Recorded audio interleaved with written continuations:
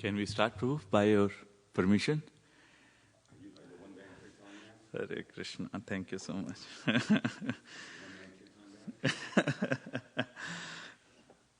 Yeah, Vaisheshika Prabhu says we have to keep on doing our seva. So, yeah. So what we'll do is, thank you very much for everyone who has joined online and for the devotees who are in the temple. Today, we will be discussing about primarily Ramayana. We have a goal of MSF to complete reading the Ramayana book. Besides that, what we will do is normal program of reading Brahma Samhita we'll do, as well as, since it's a tradition to follow Srimad Bhagavatam class on Saturday, we'll try to do the Ramayana portion of Srimad Bhagavatam in a short time. So, lot of things to cover. Also, we are lagging on the reading of Ramayana, so we'll try to focus more on Ramayana. But to start with, we'll start with a very nice bhajan from Bhakti Vinod Thakur. It's sung in the morning, and it's a very well-known bhajan. It goes like Udilo Aruna, page number 38, Prabhuji. We'll again have a call and response kind of method. I'll first talk about it and then you can follow behind. It's Arunodhaya Kirtana, Kirtan song to be sung at dawn from Gitavali.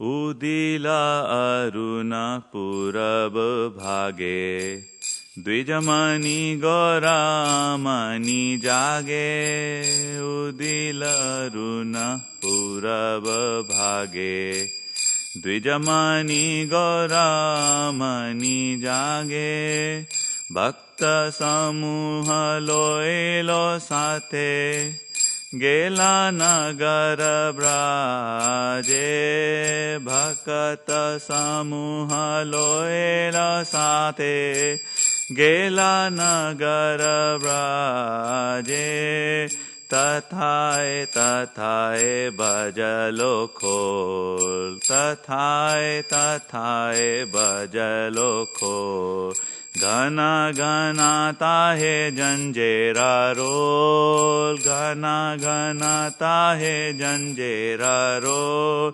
Preme dala dala sonaranga Preme dala dala sonaranga Charananupura bhaje Charananupura bhaje Mukunda Madhava Yadava Hari Bole na bolo re vadana bori Mukunda Madhava Yadava Hari Bole na bolo re vadana bori Miche nidavashe gelo re rati Dvisa sarira saje Miche nidavashe gelo re rati Divasa sharira saje Emana dulabha manava deho Pahe ki koro bhavana keho Emana dulabha manava deho Pahe ki karo bhavana keho Ebe na bhajile ashoda suta charane paudiya jaje Yashoda Sutta Charane Padi Bola. We are on page number 39. We are going to do the text 5. It's a bhajan from Bhakti Vinod Thakur, sung in the morning time. Welcome to both of you. Good to see you, Yashru. Yeah, I was in India. Yeah. Thank you. Dream of Krishna. Udida tapana hoile ashta, dina gelo boli hoive vyasta. Udita tapana hoile ashta, dino gelo bole hoive vyasta. Tabe keno abhi alasya hoy, na bhaja hridoya raje. Tabe alasya hoy, na bhaja hridoya raj. Jivana nitya jana rasar, tahe nana vida vipada bhar. Jivana nitya jana rasar, tahe nana vida vipada bhar.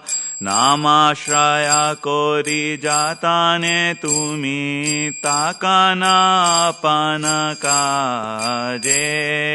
Nama ashraya kori jatane tumi, takana apana kaje. Jivera kalyana sadhana kam, Jagat asi ehi madhuranam. Jivera kalyana sadhana kam, jagate asi e madhuranam. Avidyati miratapana rupe, hridaya gagane viraje. Avidyati miratapana rupe, gagane viraje. Krishna nama sudha koriya pran, juda bhakati vinoda pran. Krishna nama shuddha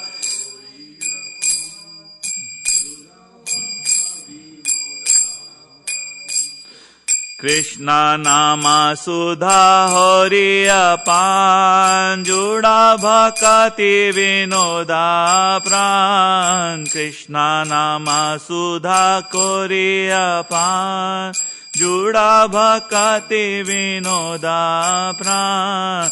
Nama bina kechu nahi ko aro, 14 भुवन मांजे.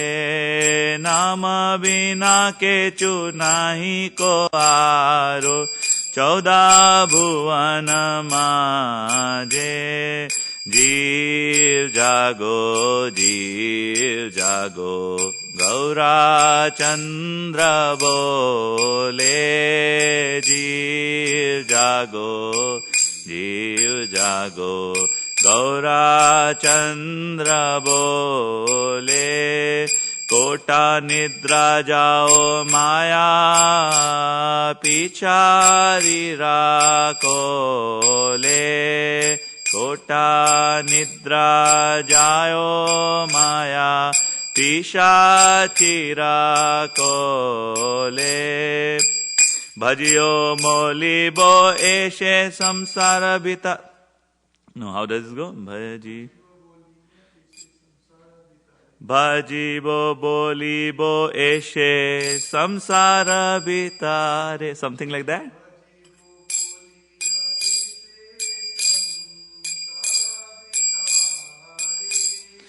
Bhajiyo bolibo eshe samsara bitare. Yo rohilo tumi avidyar bhare. Liyo rohilo ire tumi avidyaya bhare. Tomare loito ami honu avatara. Tomar hoito ami hoinu avatara. Marloito ami hoinu avatara. Ami bina bandhu aar ke ache tumhara. Ami bina bandhu aar ke ache tumhara. Aniche ashode maya nashbero lagi. Aniche ashode maya nashbero lagi. Hari Nam Maha Mantra lao tumi mangi. Hari Nam Maha Mantra lao tumi mangi. Bhakti Vinod Prabhu Charane Padiya. Bhakti Vinoda Prabhu Charane Padiya. She Hari Nama Mantra Loilo Magiya. Se Hari Nama Mantra Loilo Magiya. Jeev Jago, Jeev Jago, Gaura Chandra bole. Jeev Jago, Jeev Jago. Kota nidra jao maya pishachi rakole. Ota nidra jao maya pishachi rabo. Jaya Vaishnav Thakur, Jaya Vaishnav Thakur, Jaya Vaishnav Thakur, Jaya Vaishnav Thakur.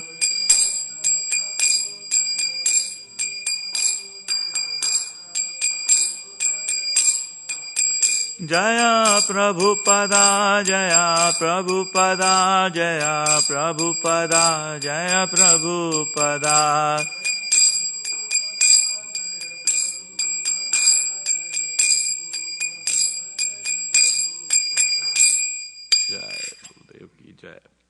Can we have a microphone and we can go through reading translation from text 1? I can read till the microphone comes. One each. Yeah, we have less, so we can have one each, and we can. No, not on this, on the translation. Yeah. When a tinge of red on the eastern horizon heralded the sunrise, the jewel of the twice born, Lord Gaurasundra, immediately awakened. Taking his devotees with him, he went all over the countryside, visiting the towns and village of Nadia. The mridangas resounded tathai tathai, the cymbals chimed in time, and Lord Gauranga's footbells jingled as his golden form trembled slightly in ecstatic love of God. Lord Chaitanya called out to the townsfolk, "You spend your nights uselessly sleeping and your days decorating your bodies. Now just fill your mouth with the vibration of the holy names Mukunda, Madhava, Yadava, Hari, chanting without offense." You have achieved the rare human body. Don't you care for this gift? If you do not serve the darling of Yashoda now, great sorrow awaits you at death. Each time the sun rises and sets, a day passes and is lost. Then why do you remain idle and refuse to serve the Lord of the heart? Understand the essential fact. Life is temporary and full of kinds of miseries. So make it your only business to take the shelter of the holy name and always engage in his service. Prabhu is busy there. Desiring to bless all souls, the sweet name of Krishna has descended to the material world and now shines like the sun in the sky of the heart, destroying the darkness of ignorance. Drink the pure nectar of the holy name of Krishna and thus satisfy the soul of Bhakti Vinod. There is nothing but the holy name within all the 14 worlds. Lord Gauranga is calling, "Wake up, sleeping souls, wake up, sleeping souls. You have slept so long on the lap of which Maya? You came into the world of birth and death saying, 'My Lord, I'll certainly worship you,' but you have forgotten this promise and remained in great ignorance. I have descended just to save you. Except for me, who is your friend?" Text 4, Prabhu, page 41. I have brought the medicine to eradicate the disease of illusion. Now pray for this Harinama Maha Mantra and take it.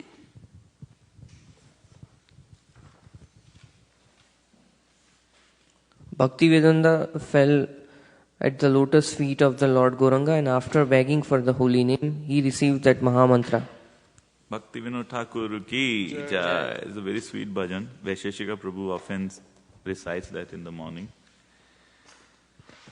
And actually, why we are so indebted to Lord Gauranga? I recently came from India. I was at Mayapur, Yash Prabhu, and met with lot of saints there. The only purpose of we going to pilgrimage is to associate with devotees, advanced devotees. And one of the devotee, just asked, saying that, why do you think Lord Gauranga Mahaprabhu initiated this process of going onto the streets, chanting the holy names loudly, dancing in public, playing, mridanga and cymbals? Why did he do that? None of the incarnations of the Lord previously, everybody is very sober. They, like, if you look at Lord Buddha, or if you look at Vaman Dev, or you look at any incarnations of the Lord in the past, they were not preaching or with such kind of gestures as what Lord Gauranga Mahaprabhu did. And yes, Prabhu? They were not easily reachable either. Come again? They weren't easily reachable either, right? Good point. Prabhu? Yes. Yeah. Excellent. Good point. Yeah. So he asked me, and I went in thinking like, is this such a simple question, and I never meditated on. And then he gave the details also. Actually, it makes it more accessible. The holy name, as you said, it's because say what, for example, Dhruv Maharaj would have achieved the bliss of. What Dhruv Maharaj would have achieved after doing like thousands and years of austerity, standing on one toe, with his raised arms upward, suspended his breathing, suspended his eating, all those things, correct? The ecstasy, what he would have got. Chaitanya Mahaprabhu made that ecstasy easily available to all of us, without being, going through those austerity, because we are not in that state right now. Kali Yuga, it has been said, it's a Yuga Dharma. And we do not have that, the qualification. Only everywhere is quarrel, envy, hypocrisy, and we ourselves are also not very pure. And, with this, Gauranga Mahaprabhu actually gave the path of those ecstasies easily accessible to each of us. And Lord Nityananda was so merciful, who always went with Gauranga Mahaprabhu. He gave, okay, I give you the adhikar. I make you eligible to receive the mercy of Lord Gauranga Mahaprabhu. And Gauranga Mahaprabhu is saying, okay, yeah, come. I'll give you Krishna Prem. So Lord Gauranga Mahaprabhu is also named as Mercy Incarnation, correct? So basically, Gauranga Mahaprabhu, like in Damodar Leela, even there were 2 fingers short in binding Krishna, correct? Here Gauranga Mahaprabhu even removes that aspect also. He's saying, okay, you come, whether you are malecha, you are drunkard, you are this, that, you just come, I'll give you Krishna Prem. And everybody who was there in Navadip or in Puri that time, who were favorable, at least, wanted some respect to the Lord, they got a lot of benefit. And it was kind of a revolt. That devotee also told that the method Gauranga Mahaprabhu used was to go on public, and just by dancing, he defeated the Mayavadis. Just by his bodily effulgence, he kind of, defeated his opponents. And when people used to see Gauranga Mahaprabhu, they used to get struck by awe. Oh, my Lord, he's so effulgent, he looks like Narayana. They used to pay obeisances, and they used to get positive sukriti. And Gauranga Mahaprabhu, if they, get the mercy, they were immediately followers of Gauranga Mahaprabhu. And that is accessible to us through all these transcendental books, through our acharyas like Shri Chaitanya Charitamrita. And when I was in India, I heard that ISV, as part of last year, MSF distributed 182 sets of Shri Chaitanya Charitamrita. I was like blown away. Wow, that's so big. And so this is all because of potency from Vaisheshika Prabhu.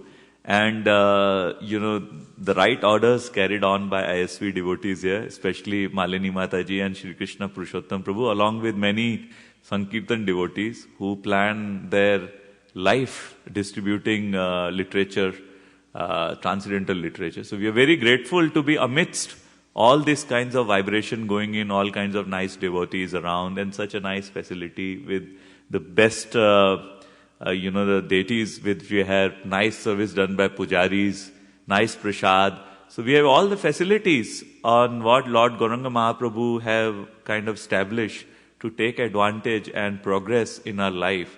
One more thing which came up, probably I'll touch it later, as part of which was talking about in Prayers of Queen Kunti. I was reading yesterday with my chat group. It came up like chanting is good, but then quality of chanting is also important. If we get time, we will read that. So chanting is, if you even say once Hare Krishna, we get liberated. But then, it's also that depends on how is the motive and how we are doing it. So that's a very nice purport Srila Prabhupada writes, I think 3.26, chapter 3.26 in 8.26, first canto. If time permits, I wanted to share in the class today. But as per the new, the schedule, we now do Brahma Samhita. Yes, Prabhu, please go ahead. Can you use the mic, please? I was in Michigan a couple of years ago, and there was a friend, she was 18, 19 years kids in the undergrad school. And she used to visit our house when we used to have kirtan and everything in Ann Arbor, Michigan. So once she said that how many times you have to chant Hare Krishna, Hare Ram. She's second generation Indian here. So, and her parents actually happened from Puri. Yeah, so she's Odia. So how many times you have to chant? And what's the benefit? And why this much? I cannot do. I said, okay, it's the quality that matters. Even if you chant once in a lifetime with full devotion and love and dedication, that's enough. But if you are chanting million times without concentration, without love, that's not. So it's regardless of how many mala you chant, it's the quality that matters. Yeah. And then we have to do also, because one more thing was, because our acharyas has asked, like Srila Prabhupada has asked, correct? One of the things we have to do is, he asked for minimum of 16 rounds of chanting, correct? So if we take it as a duty, then it will become burden. But if we take it as a seva or a service, then it becomes easy. So think of it, if you're doing, okay, I have to spend 90 minutes to 2 hours in my japa, morning japa, and this I'm doing to please the lordships and the acharyas. If we have that mindset, it doesn't looks then burdensome, because you are in constant touch with the acharyas and the lordship, and that concept of seva, so you are right. Once, even if people is doing 20, rounds, and then the mind is in the, I have to work at office, I have to, drop my kid, all those things are, then the deviation, it's not that much useful. But then when we say, okay, when I am talking with Krishna, Krishna is here, and appropriately, don't get defocused, the quality will improve, and your answer was right. Yeah. Thank you so much. Yeah.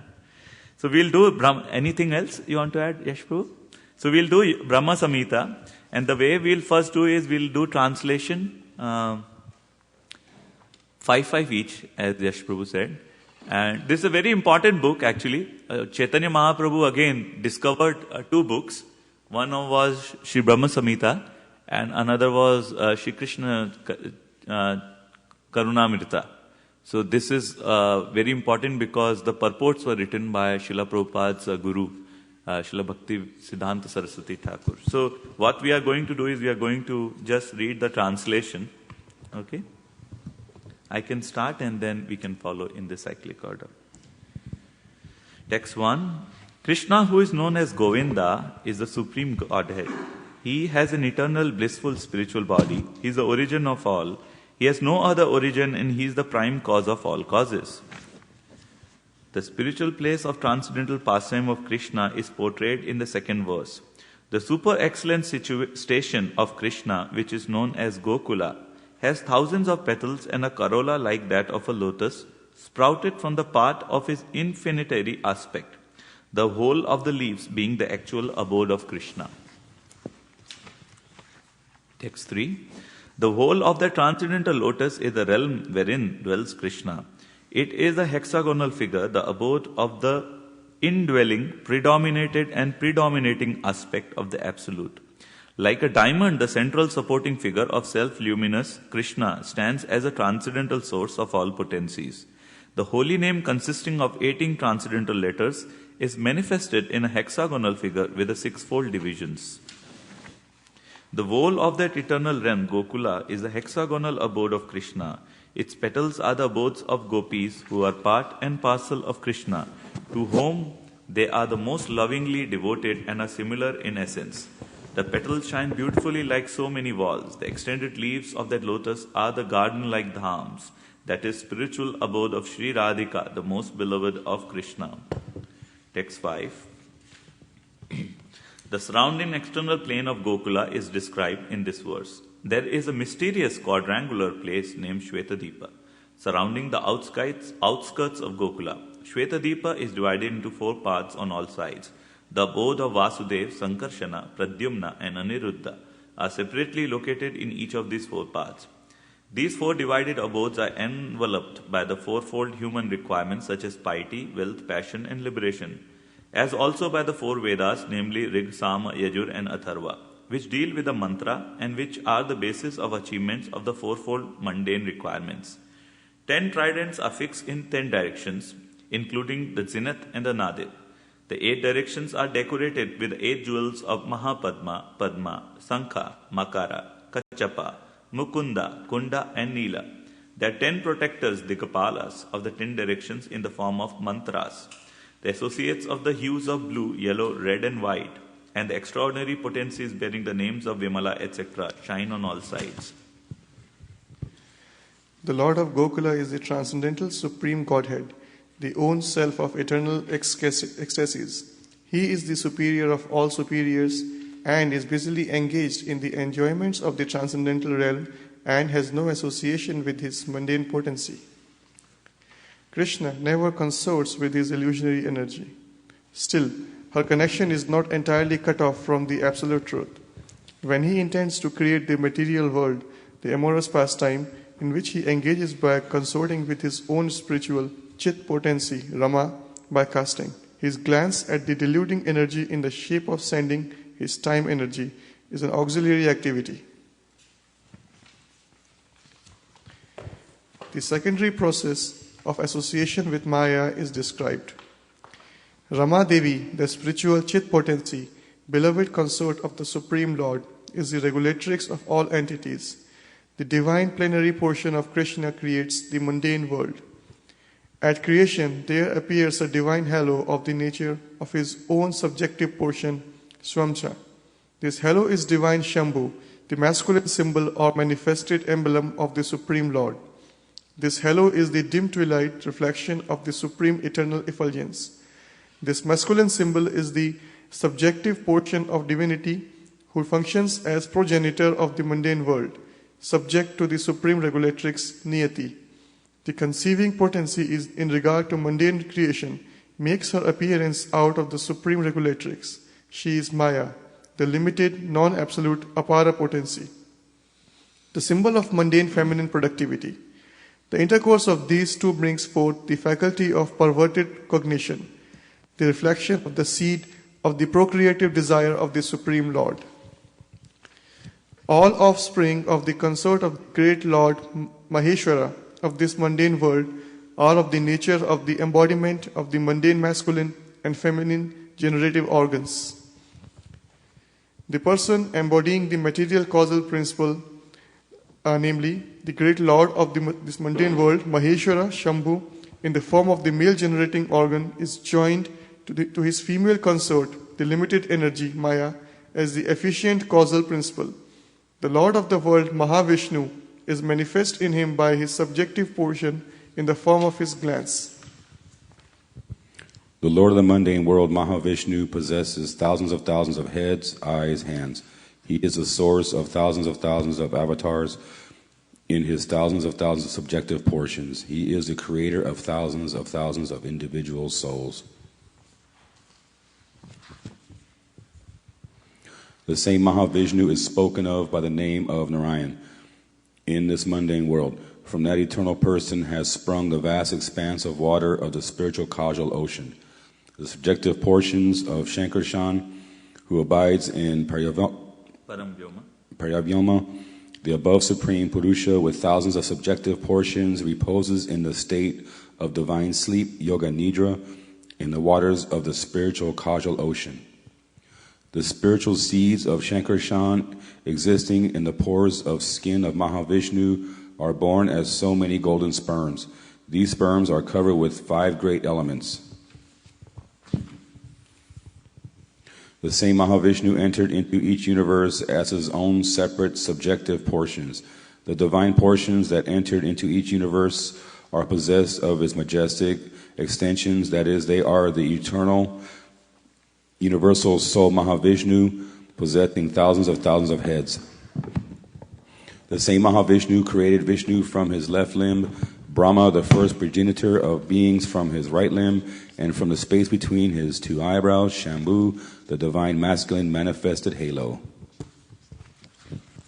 The function of the Sambhu in relation to Jivas is that this universe, enshrining the mundane egoistic principle, has originated from Sambhu. 17. The disclosed portion of the divinity, Prajapati and the Sambhu, both identifying themselves as entities who are separate from the divine essence. 17, correct, Prabhu? Yeah. Thereupon the same great personal Godhead. The bold letter. Oh, translation. Thereupon the same great personal Godhead, assuming the threefold forms of Vishnu, Prajapati and Sambhu, entering into the mundane universe, plays the pastimes of presentation, creation and the destruction of this world. This pastime is constrained in the mundane world. Hence, it being perverted, the Supreme Lord, identical with Mahavishnu, prefers to consort with the goddess Yoga Nidra, the constitute of his own spiritual potency, full of the ascetic trance of eternal bliss, appertaining to his own divine personality. Text 18. When Vishnu, lying in the ocean of milk, wills to create the universe, a golden lotus springs from his navel-pit. The golden lotus, with its stem in the abode of Brahma, representing Brahmaloka of Satyaloka. Text 19. Before their conjugation in the primary elements in their nascent state remained originally separate entities. Non-applications of the conglomerating process is the cause of separate existence. Divine Mahavishnu, primal Godhead, through association with his own spiritual potency, moved Maya, and by the application of the conglomerating principle created those different entities in their state of cooperation. And after that, he himself consorted with the Yoga Nidra by the way of his eternal dalliances with his spiritual potency. Text 20. By conglomerating all of these separate entities, he is manifested the innumerable mundane universe and himself entered into the innocent recess of every extended conglomerated. At that time, those jivas who had lain dormant during the cataclysm were awakened.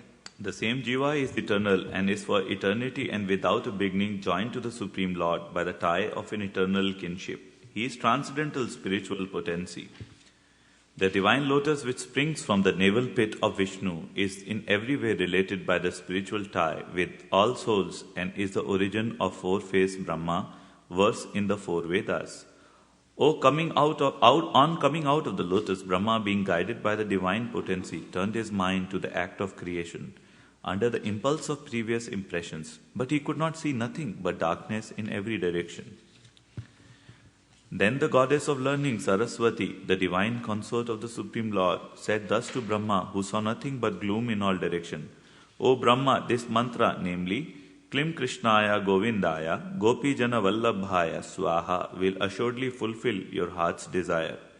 O Brahma, do thou practice spiritual association by means of this mantra, then all your desires will be fulfilled.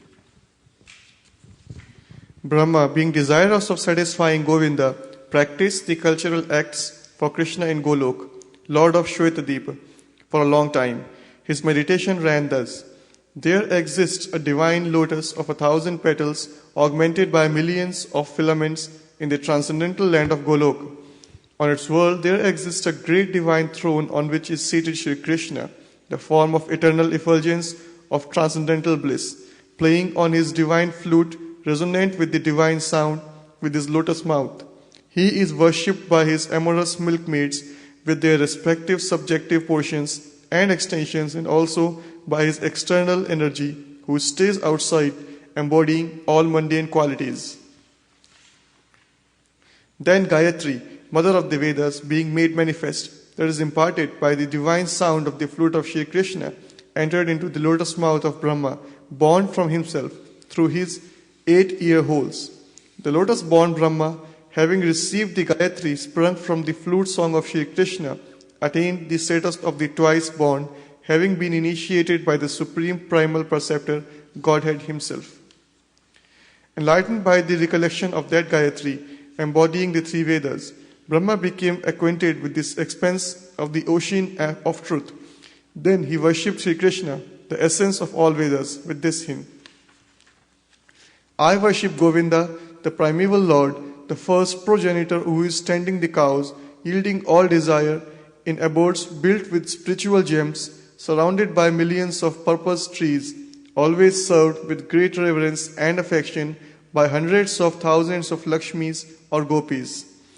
I worship Govinda, the primeval Lord, who is adept in playing on his flute, with blooming eyes like a lotus petals, with head decked with peacock's feather, with the figure of beauty tinged with the hue of blue clouds, and his unique loveliness charming millions of cupids. I worship Govinda, the primeval Lord, round whose neck is swinging a garland of flowers beautified with the moon locket, whose 2 hands are adorned with the flute and jeweled ornaments, who always revels in pastimes of love, whose graceful 3/4 bending form of Shyaman Sundara is eternally manifested. I worship Govinda, the primeval Lord, whose transcendental form is full of bliss, truth, substantiality, and is thus full of the most dazzling splendor. Each of the limbs of that transcendental figure possesses in himself the full-fledged functions of all the organs, and eternally sees, maintains, and manifests the infinite universes, both spiritual and mundane. I worship Govinda, the primeval Lord, who is inaccessible to the Vedas, but obtainable by pure unalloyed devotion of the soul, who is without a second, who is not subject to decay, is without a beginning, whose form is endless, who is the beginning and the eternal Purusha. Yet he is a person possessing the beauty of blooming youth. I worship Govinda, the primeval Lord, only the tip of the toe of whose lotus feet is approached by the yogis who aspire after the transcendental and betake themselves in pranayama by drilling the respiration, or by the jnanis who try to find out the non-differentiated Brahman by the process of elimination of the mundane, extending over thousands of millions of years. Here is an undifferentiated entity, as there is no distinction between potency and the possessor thereof. In his work of creation of millions of worlds, his potency remains inseparable. All the universes exist in him, and he is present in his fullness in every one of the atoms that are scattered throughout the universe at one and the same time. Such is the primeval Lord whom I adore. 36, bro. I adore the same Govinda, the primeval Lord, in whose praise men, who are imbued with devotion, sing mantras tukas, told by Vedas, by gaining their appropriate beauty, greatness, thrones, convenience, and ornaments. I worship Govinda, the primeval Lord, residing in his own realm, Goloka, with Radha, resembling his own spiritual figure, the embodying of the Asgaric potency, possessed of the 64 artistic activities in the company of her confidants, embodiments of the extension of her body form, permeated and vitalized by his ever blissful spiritual rasa. You can go to page 74 now. It's a long purport. 74.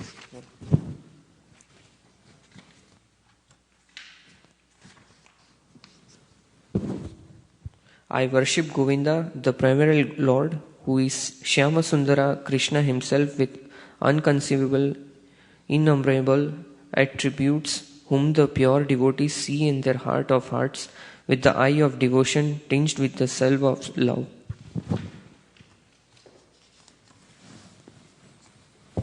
I worship Govinda, the primeval Lord, who manifested himself personally as Krishna and the different avatars in the world in the form of Rama, Narsimha, Vamana, etc. at his subjective portions.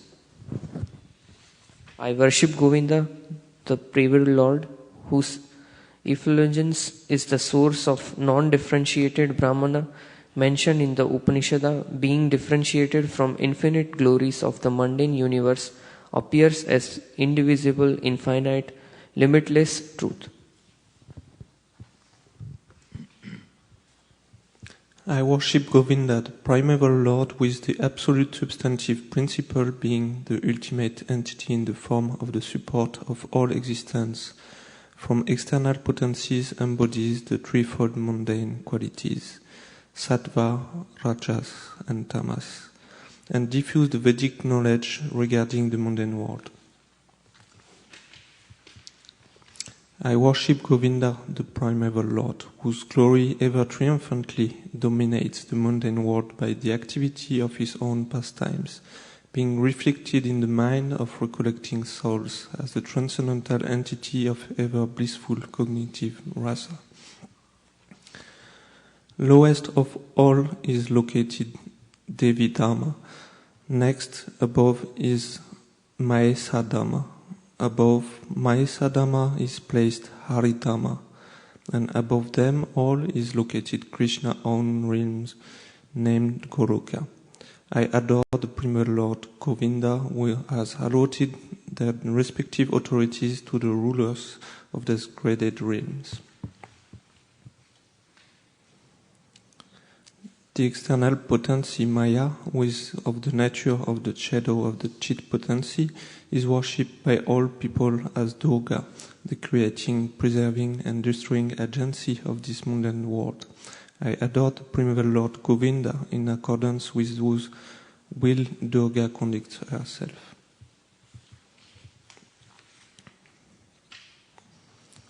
Just as milk is transformed into curd by the action of the acids, but yet the effect curd is neither same as nor different from its cause, milk.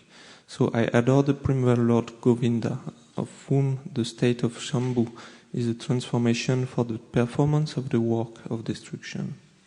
Thank you very much. Prabhu, can you put this on the book? These are Shastra deities. We should, yeah. If you can put the book on top of this. Yeah. If one can, yeah, perfect, yeah. Thank you so much.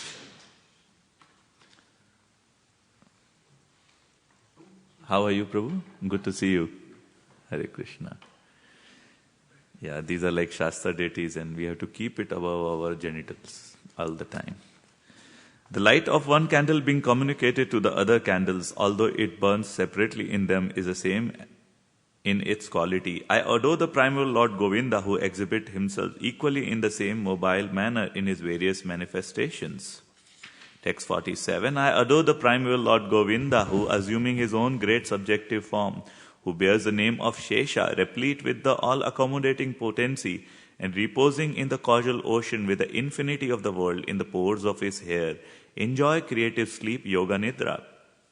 Brahma and the other lords of the mundane worlds, appearing from the pores of hair of Mahavishnu, remain alive as long as the duration of one exhalation of the matter, Mahavishnu. I adore the primeval Lord Govinda, of whose subjective personality Mahavishnu is the portion of portion. I adore the primeval Lord Govinda, from whom the separated subjective portion Brahma receives his power for the regulation of the mundane world, just as the sun manifests some portion of his own light in all the effulgent gems that bear the names of Suryakanta, etc. I adore the primeval Lord Govinda, whose lotus feet are always held by Ganesha, upon the pair of tumuli protruding from his elephant head in order to obtain power for his function of destroying all the obstacles on the path of progress of the three worlds. The three worlds are composed of the 9 elements, namely fire, earth, ether, water, air, direction, time, soul and mind. I adore the primeval Lord Govinda, from whom they originate, in whom they exist, and into whom they enter at the time of the universal cataclysm. The sun, who is the king of all the planets, full of infinite effulgence, the image of the good soul, is as the eye of this world. I adore the primeval Lord Govinda, in pursuance of whose order the sun performs his journey mounting the wheel of time. I adore the primeval Lord Govinda, by whose conferred power are maintained the manifested potencies that are found to exist of all virtues, all vices, the Vedas, the penances, and all jivas, from Brahma to the meanest insect. I adore the primeval Lord Govinda, who burns up to their roots all fruitive activities of those who are imbued with devotion, and impartially ordains for each of the due enjoyment of the fruits of one's activities of all those who walk in the path of work, in accordance with the chain of their previously performed works, no less in the case of the tiny insect that bears the name of Indragopa than that of Indra, king of Devas. I adore the primeval Lord Govinda, the meditators of whom, by meditating upon him under the sway of wrath, amorous passion, natural friendly love, fear, parental affection, delusion, reverence, and willing service, attain to bodily forms befitting the nature of their contemplation. I worship that transcendental seat known as Shvetadvip, where, as loving consorts, the Lakshmis, in their unalloyed spiritual essence, practice the amorous service of the Supreme Lord Krishna as their only lover. Where every tree is a transcendental purpose tree, where the soil is the purpose gem, all water is nectar, every word is a song, every gate is a dance, the flute is a favorite attendant. Effulgence is full of transcendental bliss, and the supreme spiritual entities are all enjoyable and tasty. Where numberless milk cows always emit transcendental oceans of milk, where there is eternal existence of transcendental time, who is ever present and without past or future, and hence is not subject to the quality of passing away even for the space of half a moment. That realm is known as Goloka only to a very few self-realized souls in this world. On hearing these hymns containing the essence of the truth, the Supreme Lord Krishna said to Brahma, Brahma, if you experience the inclination to create offspring by being endowed with the real knowledge of the glory of Godhead, listen, my beloved, from me to this science set forth in the following 5 shlokas. When the pure spiritual experience is excited by means of cognition and service, which is bhakti, super excellent unalloyed devotion characterized by love for Godhead is awakened towards Krishna, the beloved of all souls.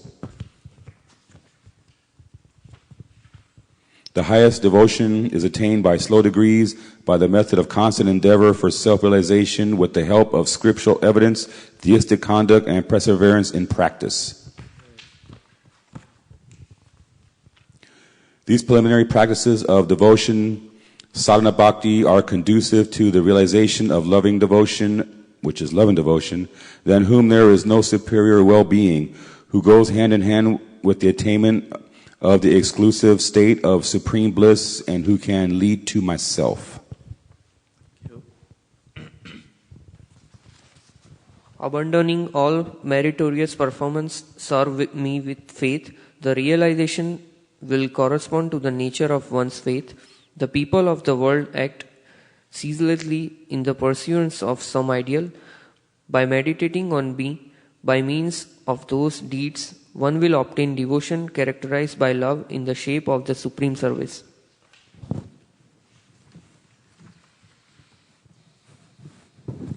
Listen, O Vidi, I am the seed, the fundamental principle of this world of animate and inanimate objects. I am Pradhana, I am Prakriti, I am Purusha, efficient cause. This fiery energy that belongs specially to the Brahmana that inherits in you has also been conferred by me. It is by hearing this fiery energy that you regulate the phenomenal world of animate and inanimate objects. Shri Brahma Samhita ki jai. And this is very important. Actually, it's a very scientific book. And if you see the whole structure of how origin started, all the way from Krishna and then to Garbhodakshai Vishnu, then Brahma coming in, getting confused, and then hearing them, getting initiated by Krishna through the sound of flute. And, description of Golok Vrindavan, the destination, is also kind of given. It's one chapter actually of the whole book, which Lord Gauranga Mahaprabhu found in a temple in South India. And he kind of preserved it and wanted us to read this. Gives a very good window. There's more details like how all this, expansions from Krishna are coming. I think it's also there in teachings of Lord Chaitanya to Sanatan Goswami. So in case you want to have more on that, I think it's chapter 20 of Madhya Leela. Talks about Gauranga Mahaprabhu gives very detailed instruction to Sanatan Goswami as to how from Krishna the 4 expansions of Vasudev, Sankarshana, Pradyumna, Anuridhva happen, and from there multiple quadruples comes and various avataras, Leela avataras, Guna avataras are there. It's a big science. Rather than following Darwin, this is the big science. So we are followers of Vaishnava cult, and we take this book as a scientific book. Yeah. Theory of evolution. Nicely put. Yeah. Theory of evolution by the first person himself. Yeah, by the first person himself. Yeah. So it also has prayers. Very, very nice prayers. Starting from 29 Chintamani Prakara. Correct. So what we are going to do is stand in front of the Lord. One should always know how to pray to the Lord. And even if bhav doesn't come from our heart, at least we can use the same prayer Lord Brahma used actually to glorify Lord Krishna. Okay. And for interest of time, what we are going to do is, please everybody, you can take the blue book because it's more organized in that. And then we will do the first one, Ishwa Parama Krishna. And then for interest of time, we'll go directly to 29. Chintamani Prakara Satmashu. You can take the blue book. And then we'll go all the way till Govinda Madi Purusham. Okay? 55. Fine? We'll assemble in front of the deities. And each of us will humbly pray this to Lord Govinda.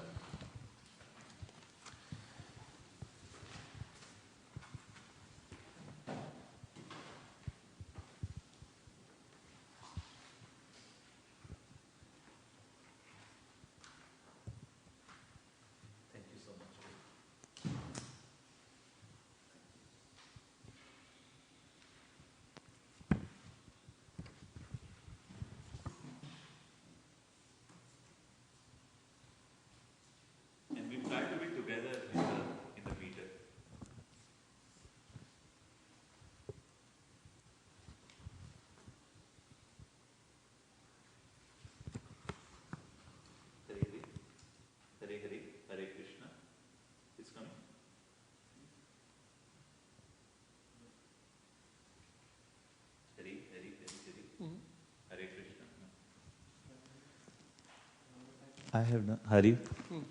I think now it's there. Thank you so much. We'll all assemble here, giving way to Srila Prabhupada. And then we all will try to be in a meter and please the Lordship. Ishva Parama Krishna Satchidananda Vigraha Anadir Adir Govinda Sarva Karana Karanam. Now we'll go to 29. Chintamani Prakara Sadmashu Kalpa Vriksha Lakshavateshu Surabhira Vipalayantam Lakshmi Sahasra Shatasram Brahma Sevyamanam Govindamadi Purusham Tam Aham Bhajami Venam Kavantam Aravindalayaksham Bharavatamsam asitam buddhasundarangam Kandarpakoti kamaniya vishesha shobham Govindamadi purusham tam aham bhajami Alola chandra kalasatva namalya vamshi Ratna gadam pranaya keli kala vilasham Shamam tribhanga lalitam niyata prakasham Govindamadi purusham tamaham bhajami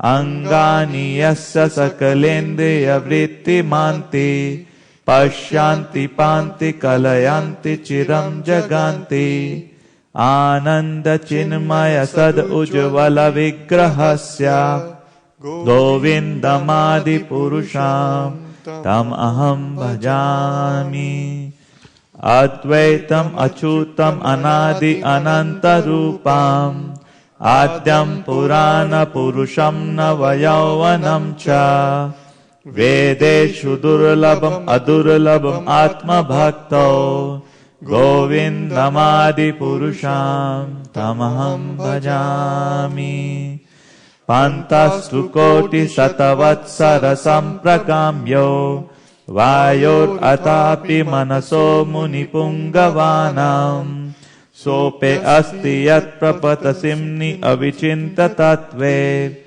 Govindamadi purusham tamaham bhajami Ekope asau rachayatum jagad andakotim Yat shakti asti jagad andachaya danta Andantarastha paramanu chayantarastham Govindamadi purusham tamaham bhajami Yad bhava bhavita diyo manujasateva Samprapya rupa mahimashanayana bhusha Shukteyam eva nigama pratitastu vanti Govindamadi purusham tamaham bhajami Ananda chinmaya rasa pratita bhitabi Tabhiya eva nijarupataya kalabhi Goloka eva nivasati akhilatma bhuto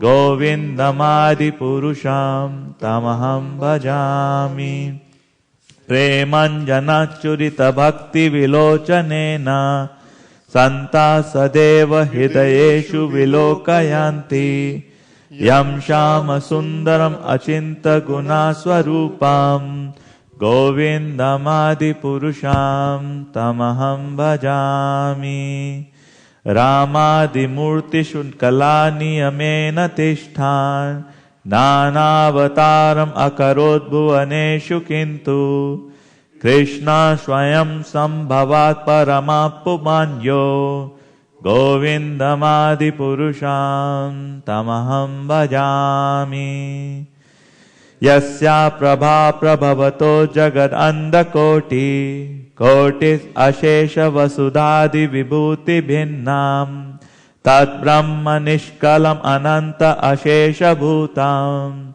Govindamadi purusham tamaham bhajami Maya hi yasya jagar anda shatani sute Traigunya tat vishaya veda vitaya mana Sattva valambi parasatvam vishuddha sattvam Govindamadi purusham tamaham bhajami Ananda chinmaya rasa mataya manashu Ya praninam pratiphalam smaratam upetya Leela yatena bhuvanani jayati ajashram Govindamadi purusham tamaham bhajami Golokanamni nijadamni tale chatasya Devi mahesha haridhameshu teshu teshu Te prabhava nichaya vihitascha yena Govindamadi purusham tamaham bhajami Shishti sthiti pralaya sadhana shaktir eka Chayyeva yasya bhuvanani vibharti durga Icchanurupam api yasya cha chestate sa Govindamadi purusham tamaham bhajami. Shiram yatha dadi vikara vishesha yogat sanjayate nahi tata pratak asti heto ya shambhutam api tata samupaiti karyad Govindamadi purusham tamaham bhajami. Deepacha eva hi dashantaram abhyupetya Deepayate vivarta hetu samana dharma Yastvarga eva hi cha vishnu taya vibhati Govindamadi purusham tamaham bhajami. Yakkarana jale bhajati samayoga Nidram ananta jagar anda saroma kupa Adhara shaktim avalambya param samurtim Govindamadi purusham tamaham bhajami. Yasyeka nishvasita kalam athavyalambya Jivanti loma vilaja jagar andanatha Vishnur mahansa ihayasya kala vishesho Govindamadi purusham tamaham bhajami. Bhashvan yathasma sakaleshu nijeshu tejah Swiyam kiyat prakatayati apitatvadatra Brahmaya esha jagat anda vidhana karta Govindamadi purusham tamaham bhajami. Yat pada pallava yugam vinidhaya kumbha Dvande pranama samaye saganadi raja Vignan vihantam alum asya jagatrayasya Govindamadi purusham tamaham bhajami. Agnir mahi gaganam ambu maruddishascha Kalashtathatma manasiti jagatrayani Yasmat bhavanti vibhavanti vishamti yamcha Govindamadi purusham tamaham bhajami. Yachakshu esha savita sakala grahanam Raja samasta suramurti ashesha teja Yasyashnaja brahmati sambrata kala chakro Govindamadi purusham tamaham bhajami. Dharmo tapapa nichaya shutastapamsi Brahmadikita patagavadasya sajiva Yattatta matra vibhava prakata prabhava Govindamadi purusham tamaham bhajami. Yastra indra gopam atavendra aho swakarma Bandhan rupa falabhajanam atanoti Karmani nirdhati kintu cha bhakti bhajam Govindamadi purusham tamaham bhajami. Yam krodha kama sahaja pranayadi bhiti Vatsalya moha guru gaurya vyasevya bhave Sanchintya tassadarshim tanur apur ete Govindamadi purusham tamaham bhajami. Govindamadi purusham tamaham bhajami. We go to the first. Ishva Parama Krishna Satchidananda Vigraha Anadir Adir Govinda Sarva Karana Karanam. Shri Brahma Samhita ki jai. Thank you very much.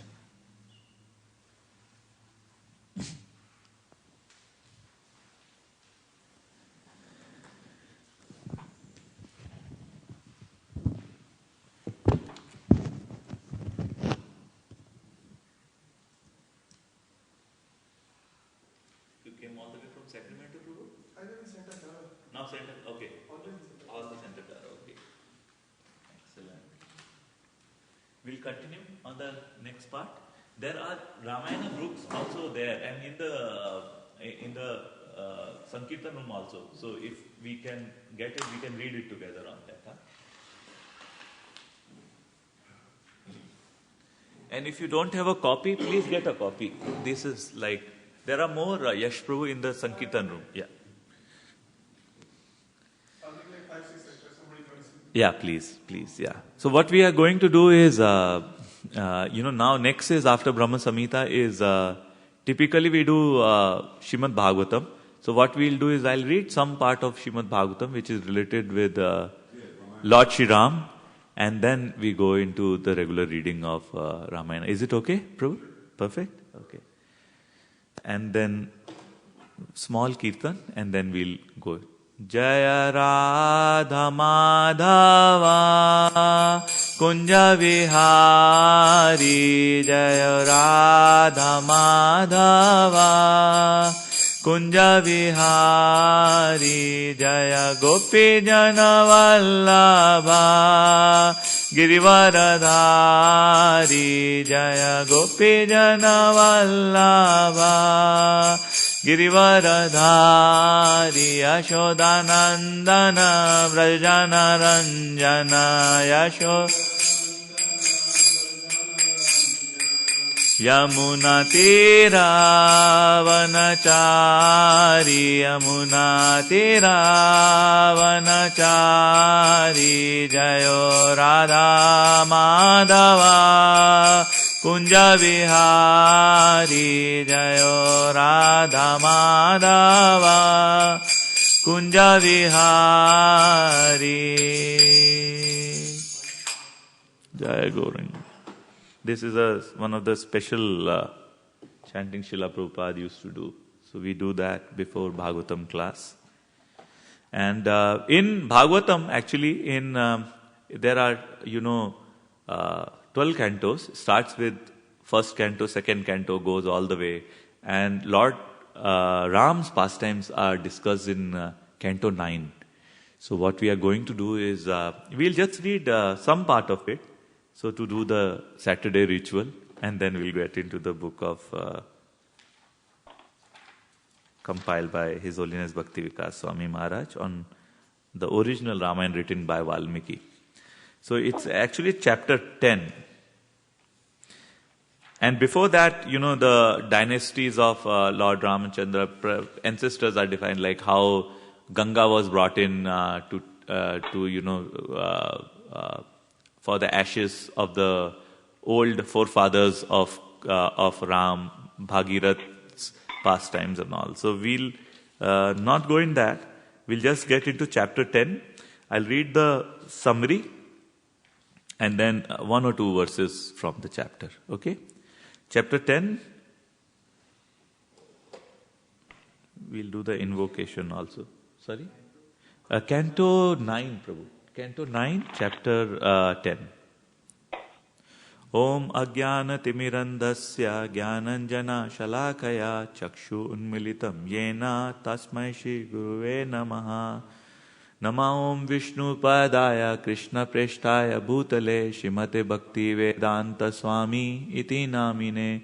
Namaste Saraswate Deve Gauravani Pracharine Nirvishesha Shunyavadi Paschat Deshatarine. Jai Shri Krishna Chaitanya Prabhu Nityananda Shri Advaita Gadadhar Shivasadi Gaura Bhakta Vrinda.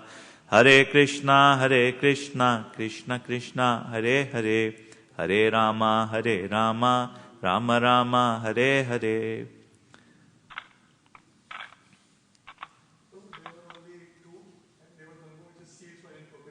There's one actually on the top, I kept it.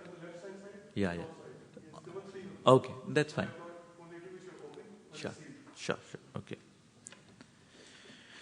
Narayana namaskritya naram cheva narottamam devim saraswatim vyasam tato jayam udirate sunvata swakatha krishna punya shavana kirtana hridayasto abdarani vidnoti suhatskatam nashtaprayeshu abhadreshu nityam bhagavad sevaya bhagavati uttama shloke bhakti bhavati nashtaki.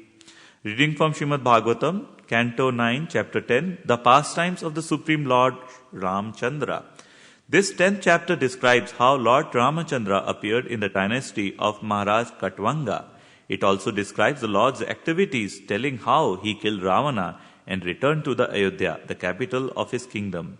The son of Maharaj Katvanga was Dirghabahu, and his son was Raghu. The son of Raghu was Aja. The son of Aja was Dasharatha. And the son of Dasharatha was Lord Ramchandra, the Supreme Personality of Godhead. When the Lord descended into the world in his four quadruple expansion as, number 1, Lord Ramchandra, number 2, Bharat, number 3, Lakshman, number 4, Shatrughan. Excellent, very nice. Great sages like Valmiki, who are actually in knowledge of the absolute truth, describe his transcendental pastimes. Srila Sukdev Goswami described these pastimes in brief. So Valmiki has described it in detail, which we will get the translation here. But Srila Sukdev Goswami, while instructing to Parikshit Maharaj, have touched upon the part of Ramayana, which we are going to read it now. Lord Ramachandra went with Vishwamitra and killed Rakshasas like Maricha. After breaking the stout and strong bow known as Haradhanu, the Lord married Mother Sita and cut down the prestige of Parachuram. To obey the order of his father, he entered the forest accompanied by Lakshman and Sita. There he cut off the nose of Suparnaka and killed the associates of Ravana, headed by Khara and Dushana. Ravana's kidnapping of Sita Devi was the beginning of this demon's misfortune. When Maricha assumed the form of a golden deer, Lord Ramachandra went to bring the deer to please Sita Devi. But in the meantime, Ravana took advantage of the Lord's absence to kidnap her. When Sita Devi was kidnapped, Lord Ramachandra, accompanied by Lakshman, searched for her throughout the forest. In the course of this search, they met Jatayu. Then the Lord killed the demon Kabanda and the commander Vali and established a friendly relationship with Sugriva. After organizing the military strength of the monkey and going with them to the shore of the sea, the Lord awaited the arrival of Samudra, the ocean personified. But when Samudra did not come, the Lord, the master of Samudra, became angry. Then Samudra came to the Lord with great haste and surrendered to him. Hare Krishna. Who is there in the call? Okay, thank you so much for joining. We are on chapter 10 of Canto 9, summary of Srimad Bhagavatam. Then Samudra came to the Lord with great haste and surrendered to him, wanting to help him in every way. The Lord then attempted to bridge the ocean with the help of advice from Vibhishana. He attacked Ravana's capital Lanka. Previously, Hanuman, the eternal servant of the Lord, has set fire to Lanka, and now with the help of Lakshmana, the forces of Lord Ramachandra killed all the Rakshasa soldiers. Then Lord Ramachandra personally killed Ravana. Mandodari and others' wife lamented for Ravana, and in accordance with Lord Ramachandra's order, Vibhishana performed the funeral ceremonies for all the dead in the family. Lord Ramachandra then gave Vibhishana the right to rule Lanka and also granted him a long duration of life. The Lord delivered Sita Devi from the Ashoka forest and carried her in a flower aeroplane to his capital Ayodhya, where he was received by his brother Bharat. When Lord Ramachandra entered Ayodhya, Bharat brought his wooden shoes. Vibhishana and Sugriva held a whisk and fan. Hanuman carried an umbrella. Shatrugana carried the Lord's bow and 2 quivers. And Sita Devi carried a water pot containing water from holy places. Angada carried a sword, and Jambavan Rikshraj carried a shield. After Lord Ramachandra, accompanied by Lord Lakshmana and Mother Sita Devi, met all his relatives, the great sage Vasishta enthroned him as a king. The chapter ends with a short description of Lord Ramachandra's rule in Ayodhya. So there are 2 chapters which are describing Lord Ramachandra, chapter 10 and chapter 11. Chapter 10 talks about appearance of Lord Ramachandra, his earlier childhood pastimes, he killing up the demons, in the initial part, because Vishwamitra asked for help to Lord Dasharatha, and Lord Ramachandra and Lakshman went to kill the demons who were creating disturbance in the yagnas, which the rishis were doing. And then they also went to the Swayamvar ceremony, where Mother Sita was married to Lord Ram. Everybody of you know the details, and we'll get the more details from reading the Ramayana book. And then, it also, Sita was then later the coronation of Lord Shri Ram was to happen, and then, there was a problem, and then because the 2 vows given by King Dashrath to Kekai. Lord Ramchandra has to go for exile, and Bharat was supposed to be the king of Ayodhya. And there's a big past. You all know about the details. And then later, Lord Ram, going through the jungles, staying there, Mother Sita was kidnapped by Ravana.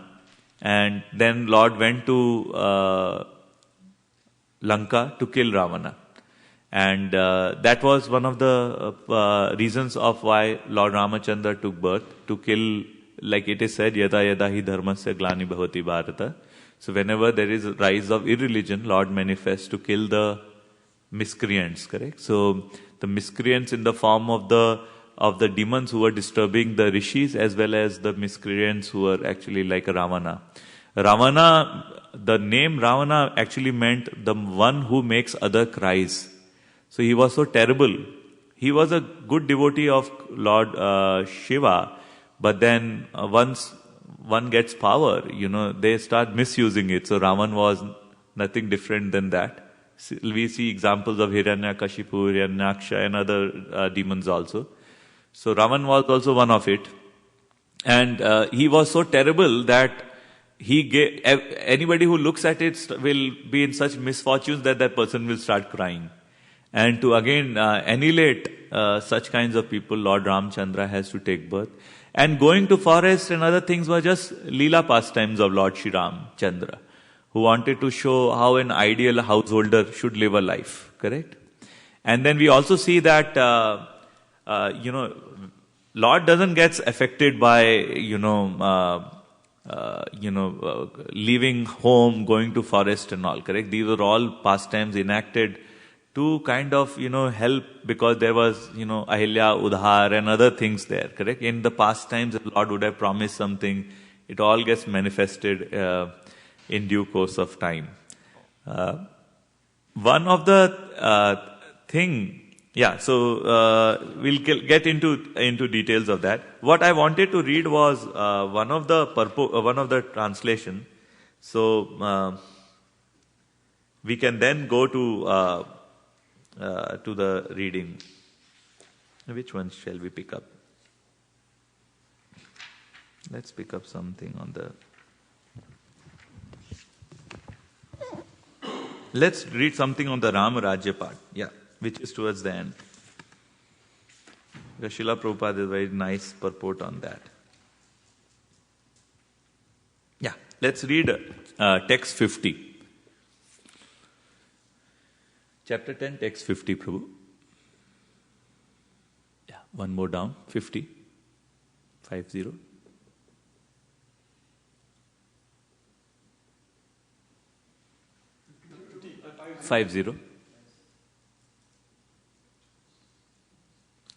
Thank you. We can go into the detail, Prabhu. Agrahid ashanam bharatra pranipatya prasidhita prajaswa dharma nirata varnashrama gunanvita jugopa pitravadramo minerya pitaram chatam. Translation and purport by His Divine Grace, Srila A.C. Bhaktivedanta Swami Prabhupada, Srila Prabhupada ki jai. Being pleased by the full surrender and submission of Lord Bharat, Lord Ramachandra then accepted the throne of the state. He cared for the citizens exactly like a father, and the citizens, being fully engaged in their occupational duties of Varna and Ashrama, accepted him as their father. Please repeat. Being pleased by the full surrender and submission of Lord Bharata, Lord Ramachandra then accepted the throne of the state. He cared for the citizens exactly like a father. And the citizens, being fully engaged in their occupational duties of Varna and Ashrama, accepted him as their father. Let's read the purport by His Divine Grace, Srila A.C. Bhaktivedanta Swami Prabhupada, Srila Prabhupada ki jai. People are very fond of the pattern of Ram Rajya. And even today, politicians sometimes form a party called Rama Rajya. Rajya means rule, and Rama is the Lord himself. But unfortunately, they have no obedience to Lord Ram. It is sometimes said that people want the kingdom of God without God. Such an aspiration, however, is never to be fulfilled. Good government can exist when the relationship between the citizen and the government is like that exemplified by the Lord Ramachandra and his citizens. Lord Ramachandra ruled his kingdom exactly as father takes care of his children. And the citizens, being obliged to the good government of Lord Ramachandra, accepted the Lord as their father. Thus the relationship between the citizens and the government should be exactly like between the father and son. When the sons in a family are well trained, they are obedient to the father and mother. And when the father is well qualified, he takes good care of the children. As indicated here by the word Swadharma Nirata, Varnashrama Gunanvita, the people are good citizens because they are accepted the institution of Varna and Ashrama, which arranges society in a Varna divisions of the Brahmana, Kshatriya, Vaishya and Shudra, and the Ashram division of Brahmacharya, Grahastha, Vanaprastha and Sannyas. This is actual human civilization. People must be trained according to the different Varnashrama occupational duties. As confirmed in Bhagavad Gita 4.13, Chaturvanyam Maya Shastram Guna Karma Vibhagasa, the four Varnas must be established according to the varying qualities and work. The first principle for good government is that it must institute this Varnashrama system. The purpose of Varnashrama is to enable people to become God conscious. Varnashramavrta Purushena Paraha Puman Vishnur Aradhyate. The entire Varnashrama scheme is intended to enable people to become Vaishnavas. Vishnur Asya Devata. When people worship Lord Vishnu as the Supreme Lord, they become Vaishnavas. Such a nice definition of Vaishnavas. When people worship Lord Vishnu as a Supreme Lord, they become Vaishnavas. Thus, people should be trained to become Vaishnavas through the system of Varna and Ashram, as they are during the reign of Lord Ramachandra, when everyone was fully trained to follow the Varnashrama principles. Simply enforcing law and ordinances cannot make the citizens obedient and lawful. That is impossible. Throughout the entire world, there are so many states, legislative assemblies and parliaments, but still the citizens are rogues and thieves. Good citizenship therefore cannot be enforced. The citizens must be trained. As there are schools and colleges to train students to become chemical engineers, lawyers or specialists in many other departments of knowledge, there must be school and college to train students to become Brahmanas, Kshatriyas, Vaishyas, Shudras, Brahmacharis, Grahasthas, Vanaprasthas and Sannyasis. This will provide the preliminary condition for good citizenship. Varnashrama Gunanvitaha. Generally speaking, if the king or president is a Rajashri, the relationship between the citizens and the chief executive will be clear, and there will be no possibility of disruption in the state because the number of thieves and rogues will decrease. In Kali Yuga, however, because the Varnashrama system is neglected, people are generally thieves and rogues. In the system of democracy, such thieves and rogues naturally collect money from other thieves and rogues, and thus there is a chaos in every government and no one is happy. But here is an example of good government is to be found in the reign of Lord Ramachandra. If people follow this example, there will be good government all over the world. Very nice purport by Srila Prabhupada. Srila Prabhupada says that, we are aspiring for Rama Rajya, where everybody is happy, it is said that during Rama Rajya, people were having the qualities of almost like Sato Yuga, though it was Treta Yuga. And it was because the Lord Ramchandra used to take care of the citizens as his children. And children also reciprocated as Lord Ramchandra as his father. It is said that when Lord Ramchandra took he performed sacrifice, he actually donated the entire land, what he had, to the Brahmanas. The full, he said 25% you take, 25% you take, 25% you take. And he said, whatever is with me in my body and my wife's body is what we will have. And then the Brahmanas accepted it. And then the Brahmanas, felt what will I do of all this land, correct? Because Brahmanas are supposed to be intellectual, guiding the administrative class. And they thought over it for a minute and then said, no, we don't need it. You are satisfied us by just giving it. And they returned the whole kingdom back to Lord Ramchandra, saying that you are a Kshatriya and then you should actually monitor the well-being of the state. And we are Brahmana, as long as we are given respect and then we are consulted for running the day-to-day affairs, like we are pleased. And similarly was the case with, so Brahmanas were in order, Kshatriyas were always protecting the, if anybody on the phone is there, if you can go on mute, if you have a point, then you can unmute. Thank you so much. And the Kshatriyas were protecting the citizens, and the Vaishyas were doing business. It was flourished state. And Lord Ramachandra didn't rule for 5 years or 10 years where typical government rules. He ruled for thousands and thousands, over 10,000 years, 13,000 is what it is said. And everybody was happy, even the Shudras were happy. And it is not that Shudras do not grow in Krishna consciousness. It is said that all the residents of Ayodhya, because they were doing their prescribed duties, each of them went to the back to the Godhead, like the abode of Ayodhya. So they were very fortunate to take birth during the appearance of Lord Ramchandra. It comes through lot of pious deeds.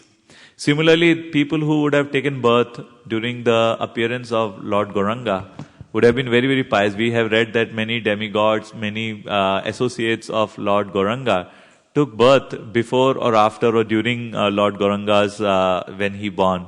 So similarly, we are also now somehow or the other given a chance to set an example, like how Lord Ramachandra set an example of being a Kshatriya and a king, and then with one person the influence spread across, and then we coddle Ram Rajya, correct? Similarly, if you see one person like Vaisheshika Prabhu, how much contribution he has done to the whole spreading of Lord Gauranga Mahaprabhu's mission. See Srila Prabhupada, like at the age of 69, 70 when he started, one person by his example, now if you add up all the assets of ISKCON, I think it will be bigger than most of the corporate houses. And it is all because we didn't went to make money, correct? We went to spread the names of Lord, be passionate to the people, show compassion, and things have gone up from there.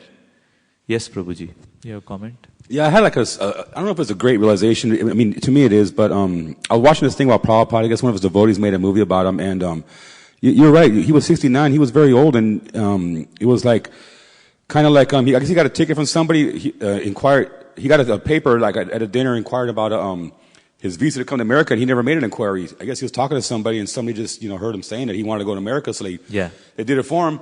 But he never went back to India and gloated about it, because people didn't believe in him. They said, oh, no, you're going to go there to die. You're going to go to America to die. And he says, oh, come on, And I thought that was kind of mean to say that, Yeah. And then, but when he accomplished so much, and he went back on his parikrams, he didn't go back and, and show everybody, look at me now and stuff like that. He was very, very humble, Right. Yeah, that was kind of like amazing how he was like that, because everybody wants a little bit of fame, Yeah. And he wasn't like that. Yeah, that is right. And Srila Prabhupada he always remained in the background and made his Guru Maharaj in the front. He said, whatever I am getting is because of power of Srila Bhakti Siddhanta Saraswati Thakur. Every deed he did, every time, cent percent, he dedicated all his accomplishments or sevas. And that's what when I said in the beginning, like, he was always in the mentality of seva or service. All these things we are doing it to please the Vaishnava Acharyas, his Guru Maharaj, Bhakti Siddhanta Saraswati Thakur, and Lord Gauranga Mahaprabhu. So that's the state by which, in fact, I was thinking, good point, like, it's now 8 or 9 days and still having jet lag. As my age is progressing, the amount of jet lag is going up, and I was, thinking of how Srila Prabhupada traveled so much. And, we still around, I'm just going to be 40 and Srila Prabhupada was 70 plus. And wherever he was in a local place, he picked up, again, Mangal Aarti 4:30. Even if he came at 2, he will follow his regular, schedule of a local time, as per the local time. And practically he was always doing translation, preaching, etc. So we have to get mercy from the acharyas and cultivate that feeling of service. Right now it becomes like okay, I have to do this. I am the center rather than the service being the center. And slowly, once we cultivate that, we'll get, spiritual strength to continue further. Good point, Prabhu, Chitari Prabhu. That was very nice, yeah. Yeah, with all his success, I was amazed at how he did. He held his head up high, but he never, went to the people who didn't believe in him and say, look at me now, or something like that. He wasn't like that. He was just happy. And I was watching kirtans and all the devotees dancing around him, and he would have tears in his eyes watching them. You know what I mean? Yeah. He was just so happy that he fulfilled his guru's wish. Absolutely blissful nectar. We can continue on that. So, interest of time, because we have a yagya to be performed as part of the next MSF, monthly Sankirtan festival. We have to finish this book, Ramayana, completely. So, in interest of that, because we are here just to perform sacrifice. Again, it is a seva. We'll continue reading it. And then that's the only, Vaisheshika Prabhu says, reading about pastimes of the Lord, glorifying Him is the only business which we have. Correct? So we'll continue with that. Srimad Bhagavatam ki jai. Srila Prabhupada ki jai. Yeah. So far, I think yesterday, Mataji read till, this is also available if one of you, because I have my personal copy. Page 65, I was told. Let me see. Yeah, page 65. And then we'll start from the third paragraph saying the next morning.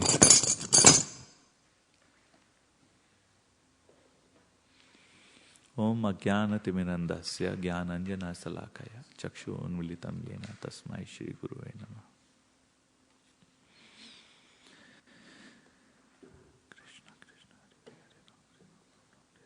The next morning, Maharaj Dashrath started out, keeping his family priest in front and taking his army and a great quantity of wealth.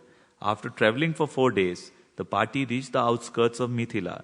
Seeing his approach, King Janaka came out to meet Maharaj Dashrath, giving him a royal reception. Afterwards, when Maharaj Dasharatha had met with his son, it was mixed that the preliminary marriage rituals would begin at an auspicious moment the next day.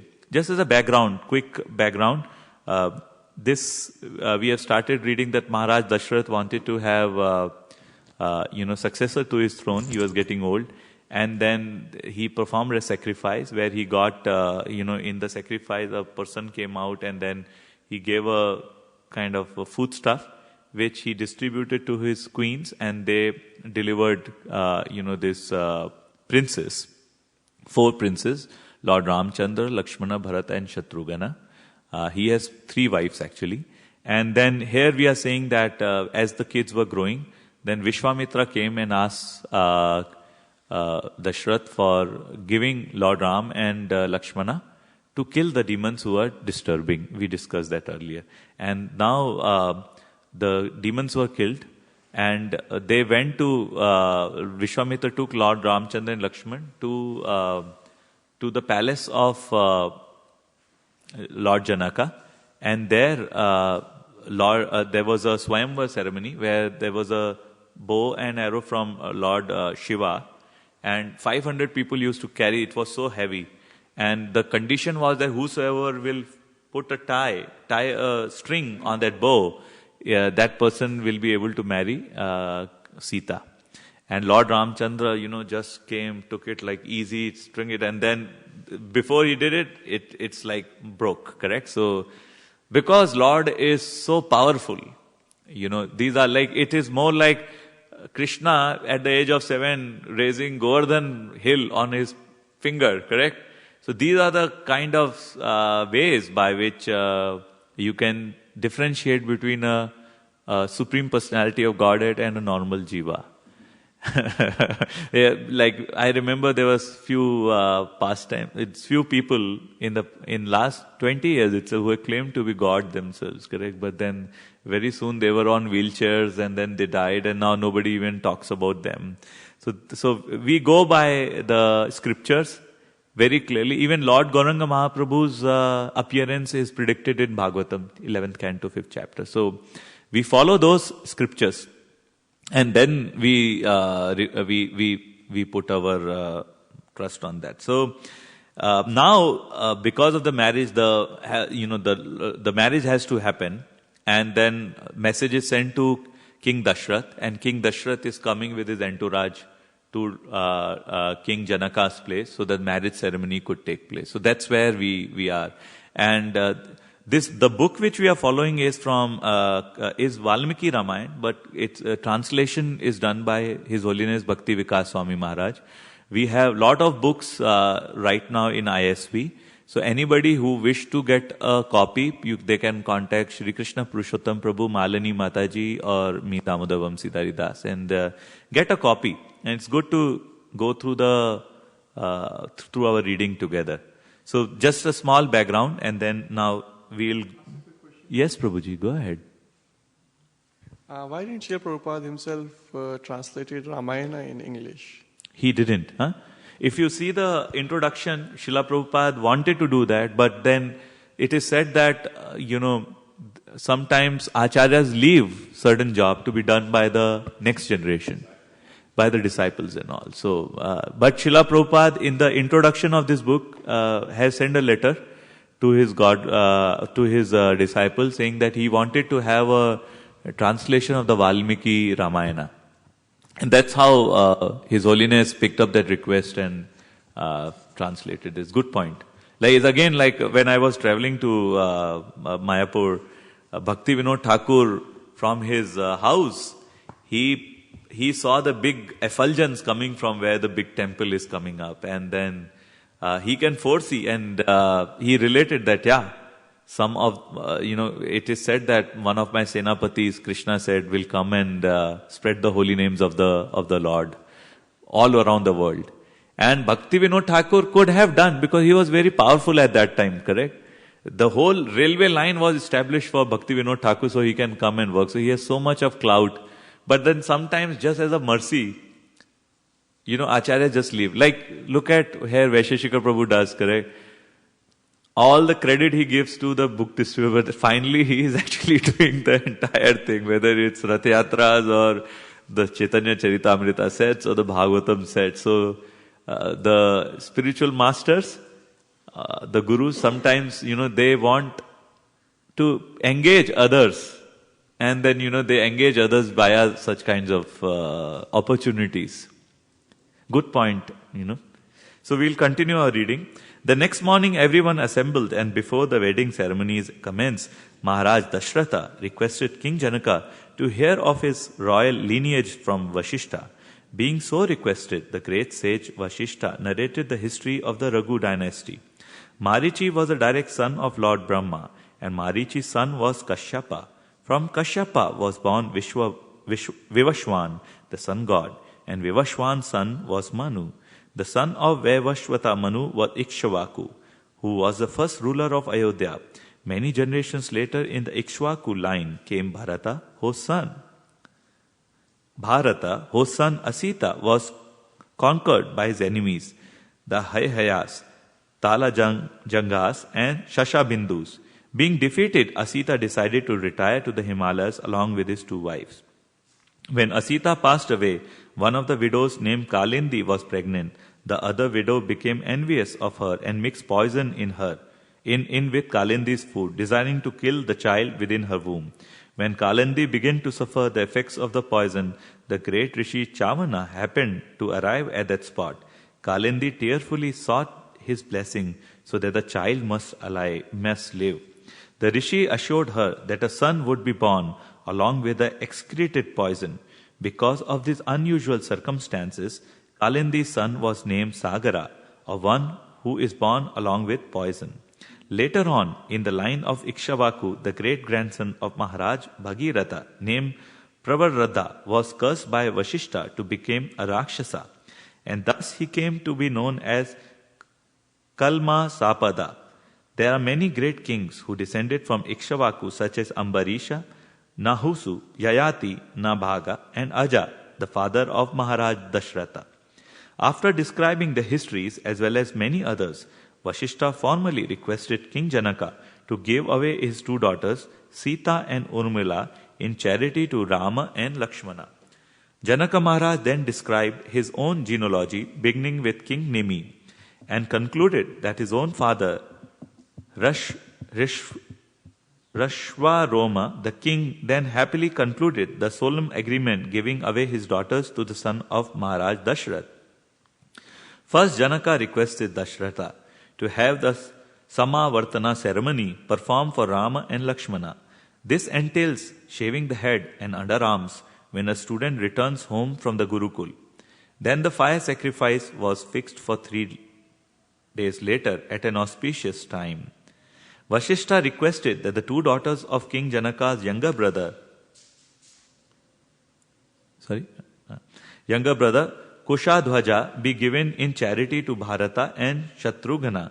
Janaka agreed, and when the Samavartana ceremony was performed, Maharaj Dashratha gave away 100,000 cows in charity to the Brahmanas for each of his 4 sons. Thereafter, at an auspicious hour known as Vijaya, on the day chosen for the marriage, Vashishta approached Maharaj Janaka and said, O king, the ruler of Kaushala, and his 4 sons wait outside for he who shall give away his daughters. Let the auspicious wedding sacrifice now begin without delay.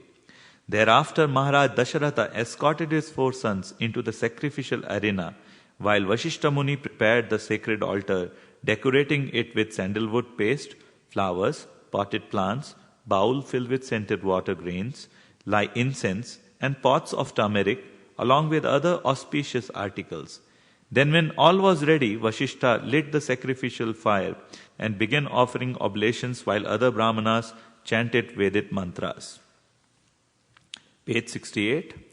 And one more thing, anybody, if you have any comment, you want to make any short comment or some pastime, feel free to do. Holds good for also people on the call.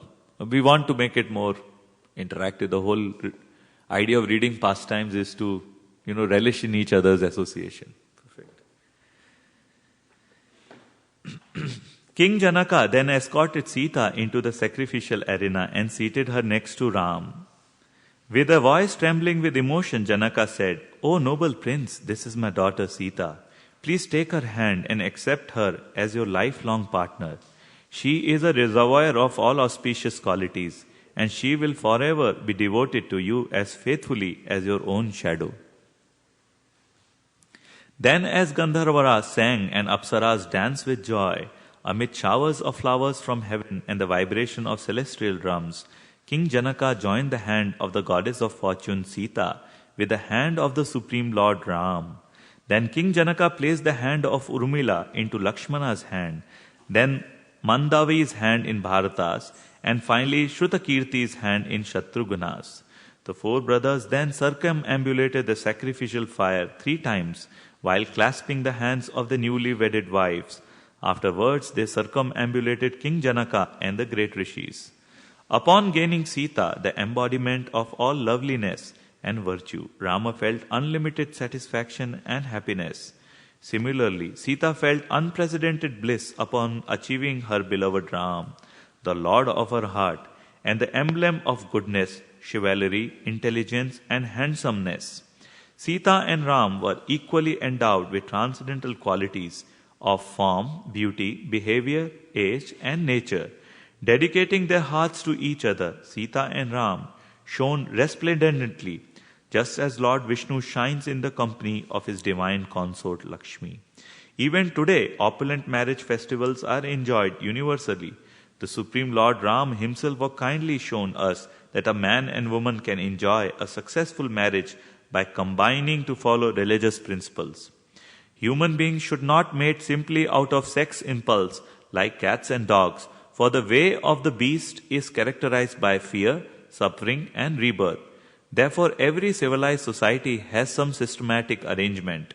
for married life according to religious codes, aimed at bringing peace and in the best of societies, Krishna-conscious living. Very, very important part.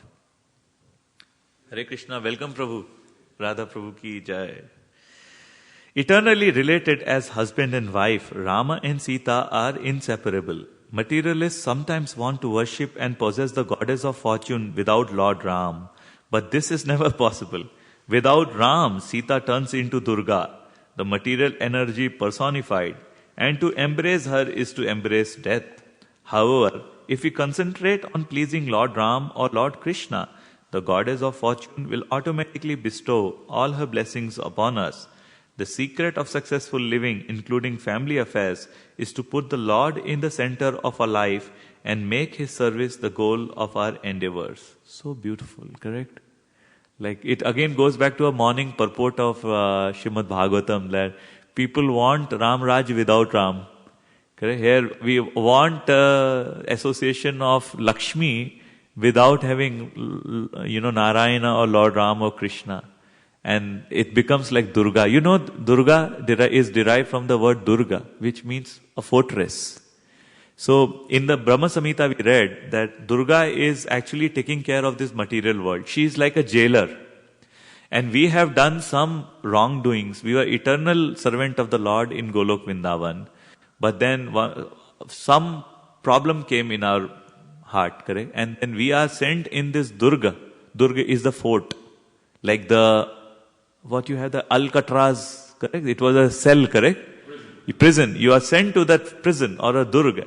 And Durga is like the owner of that is Durga. And she is making sure that we are serving the imprisonment period which we have. And unless we get, say for example, when we get corrected, then the jailer writes to the president asking for a pardon, saying that, hey, this person is now okay, can we reduce the duration? And that's what is the role of Durga. Durga, actually, if you see Radharani and all, they were actually, Radharani and Chandravali were actually daughters of Vindhya mountain. So they are related, correct?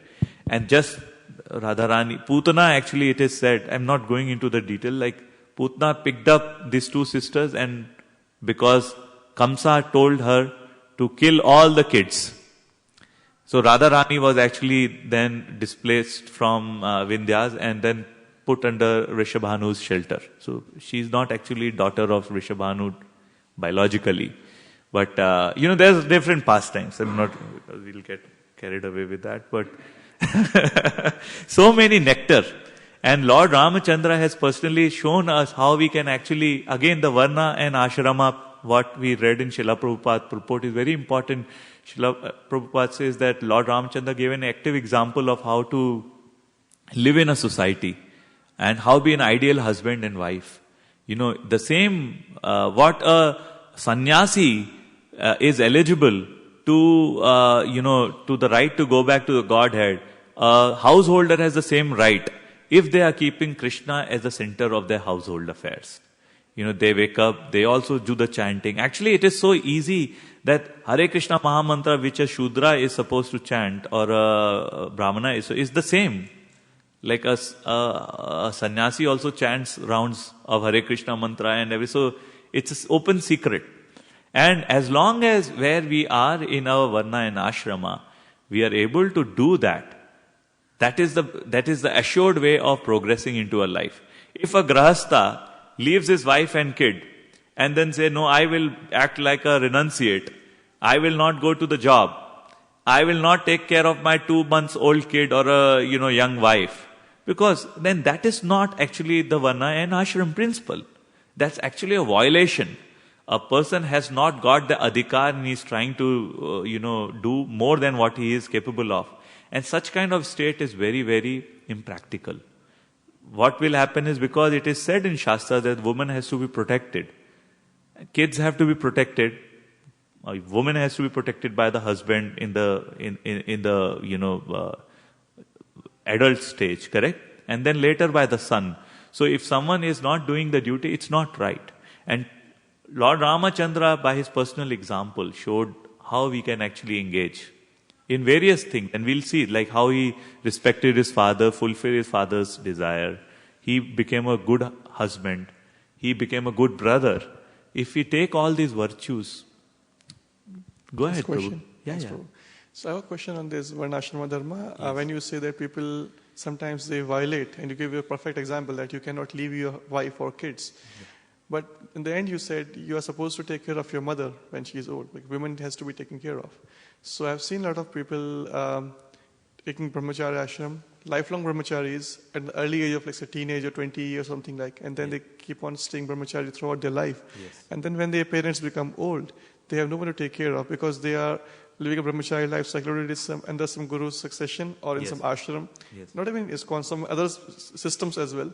And then they have their parents in their old age and they are not earning money, neither the kid nor their parents, and they are without anything, any support. So is that a correct system?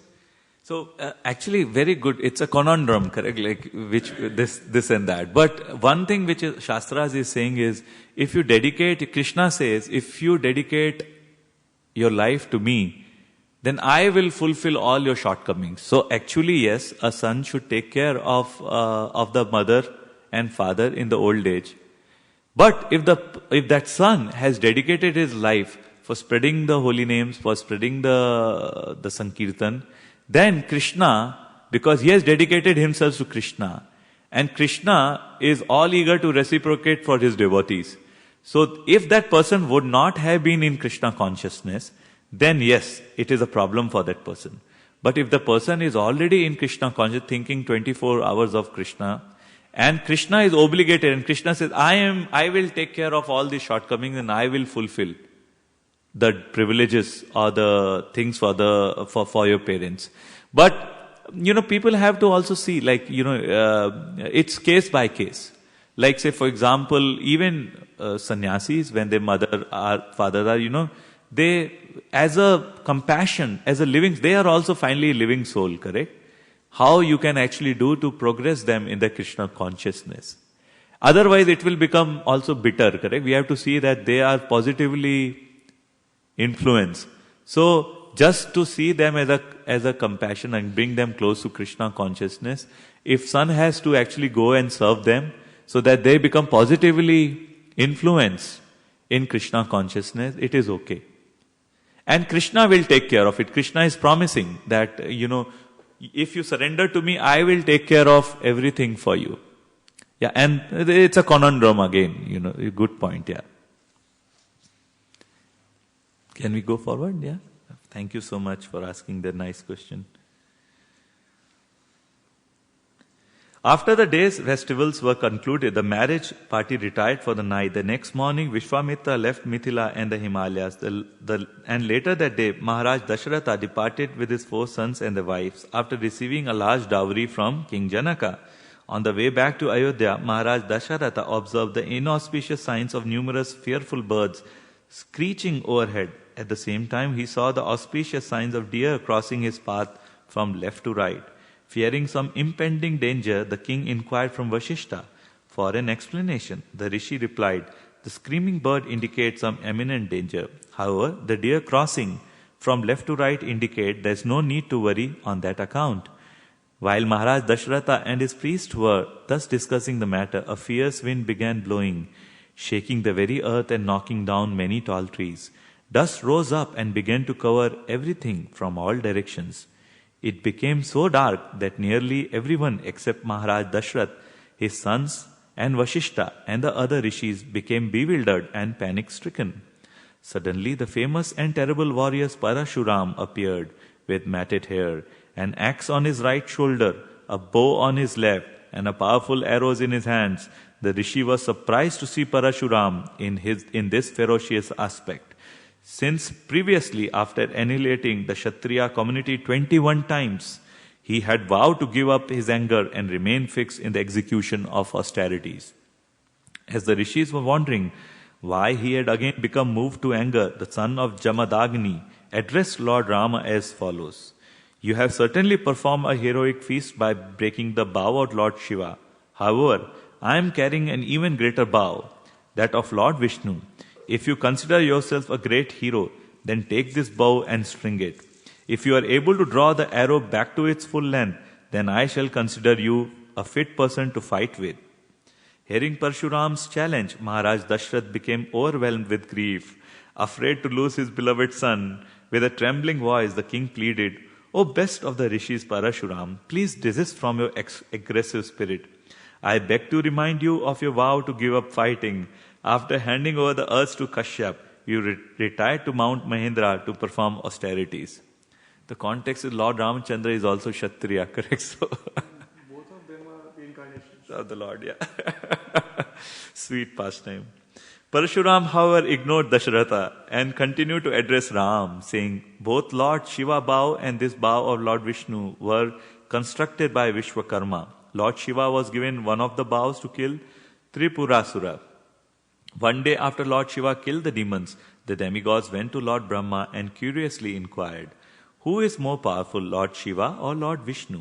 To resolve the doubt, Lord Brahma arranged to create some conflict between the two. As a result, a fierce battle ensued. During the fight, Lord Vishnu cut off Lord Shiva's bowstring, and then simply by releasing a tumultuous roar, he stunned Lord Shiva's senses. At the behest of the demigods, the fighting was then stopped. Everyone who witnessed the duel concluded that Lord Vishnu is superior to Lord Shiva in all respects. Lord Shiva, however, felt, there's one more pastime where such thing happened. Lord Shiva, however, felt bitter because of his defeat and was insulted by the verdict of the demigods.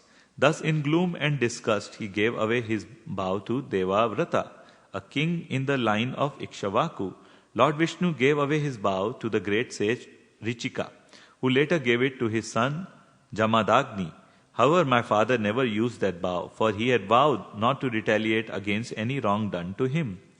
Thereafter I received the bow from him, and after killing the Kshatriyas 21 times as revenge for Kartaviryanjuna slaying my father, I became the sole ruler of the earth. When Kashyapa performed a great sacrifice so that I could make atonement for killing the Kshatriyas, I gave him the earth as his priestly reward and then retired to Mount Mahendra. While there I acquired great prowess by performing severe austerities. However, when I heard that you had broken the bow of Lord Shiva, I felt compelled to come and challenge you. If you consider yourselves a great hero, then take this bow and see if you are worthy of fighting with me. Without speaking, Rama accepted Parashuram's challenge by quickly snatching his bow and arrow from his hands, and took with it his long acquired aesthetic prowess. Then after effortlessly stringing the bow before the awestruck Parashuram, Rama drew the arrow back to its full length.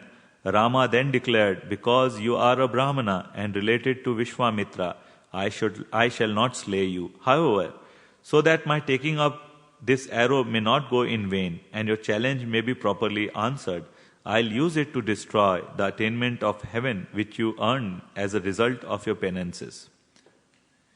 The demigods and celestial rishis assembled in the sky to witness Ram shooting of the arrow. Parashuram has already been rendered impotent by Ram, and all he could do was gaze at the Lord with wide open eyes. Finally, as Ram continued to keep the arrow pulled back to his ear, Parashuram said in a subdued voice, "After I had gave away the earth to Kashyapa, he ordered me not to reside here again. For this reason, I must leave before night falls. Although my access to heaven has been taken away, I beg you to at least allow me to return to Mount Mahendra so that I may continue my austerities. O Ram, I can now understand that you are Lord Vishnu himself. Thus I am not ashamed at having met defeat at your hands." Rama silently accepted Parashuram's request and then released the mighty arrow, thus destroying the son of Jamadagni's eligibility for heavenly elevation. Thereafter, Parashuram returned to Mount Mahendra. As soon as he departed, the darkness previously created completely dissipated. From their position in the sky, the demigods glorified Lord Ram with great enthusiasm and showered him with fragrant flowers. Lord Ram then presented the bow of Lord Vishnu to Varuna, and the party thus continues on its way. So sweet. Upon returning home, the 4 sons of Maharaj Dashratha began living very happily with their wives. After some time, King Yudhaji, the son of Kekaya and maternal uncle of Bharata and Shatrughna, came to Ayodhya and invited his nephews to come and stay with him. After his two brothers departed for the Kekaya kingdom, Rama began serving his father and three mothers with great care. Rama also carried out the state administration functions so honestly and conscientiously that all the citizens came to love him dearly. Sita and Ram's natural attachment for each other grew day by day. They became completely dedicated to one another, being bound by each other's beauty and good qualities. In truth, Sita was beauty incarnate. Being the goddess of fortune, Lakshmi herself, within her mind, Sita could vividly read everything in the innermost core of Rama's heart. Being always determined to please her husband and acting as the emblem of womanly gentleness and chastity, Sita was soon able to bring the heart of Lord Rama under her control. Thus ends the Balkand of Ramayana. We'll continue forward. Hey, one thing, any comments here? Radha Venkat Prabhu, you want to say something? Good to see you, Prabhu. Thanks for coming in. Let's give a big Haribol to Radha Venkat Prabhu. He comes all the way from Sacramento. Haribol! Thanks for coming, Prabhu. Any comment any wants to make on especially the last sentences? I have one thing, Sita Mata is actually, if we read the chapter 10 of Bhagavatam purports, Srila Prabhupada again says that, Sita Devi is an emblem of how a lady should behave, correct? She was under protection of King Janaka, then under Lord Ram, and later part, she was under shelter of Vasishtha Muni, correct? Because Ram kind of, wanted, because of the citizens saying something of impurity, he kind of, to set an example, left her with Vasishtha Muni. Valmiki Muni, thanks, yeah. And Prabhupada says that, the shyness, and understanding the dharma of a stree or a lady is to ensure that the family is tied together. She needs to understand what the husband needs, correct? And without husband saying, husband has a request, she is fulfilling all the things required. If a lady does like that, the house becomes very conducive for Krishna consciousness. The kids that are there in the house will be Krishna consciousness. And not a lady who is kind of the CEO of a company. Like I work at Apple, and I think the retail head will be one of the CEO from a, I think, company which does jackets and all. So I was thinking, I think in our parampara we do not have such kinds of ladies, correct? We have more of submissive. The glorification of ladies are more of, helping, reach the qualities of God, or, helping in spreading and realization of the names of the Lord, not in commercial enterprises. And the quality of a lady is not to be judged by the success of the material propensities, like, does she earning 100K job over 500K job, rather than how she, in working in the background, helps her family, the people around, cultivate Krishna consciousness and to take care of them. Anyway, that was just a side comment from the purports of Srila Prabhupada. Which right now it's not happening. Yeah. So if we expect the women to become like Sita and behave like Sita, then the man should also be Purushottam like Rama. Yes. But 100%. if the man fails to become the ideal Purushottam person like Ram, then that's why Sita takes a roop of Durga. Yes. That is very well. So it is to be fixed at all levels. Like we have to give an example of Ram and then only expect. Correct? But the start has to be made somewhere. And you are very well said. Actually, one of the sannyasis made the exact point as, we are expecting too much from the ladies without males trying to show example on how to be a good husband or a brother or a father, So we can set up a personal example appropriately. Let's now go to the Ayodhya Kand. There are more books, Prabhu, in case someone needs, and we can follow around. Page 75. Thank you so much.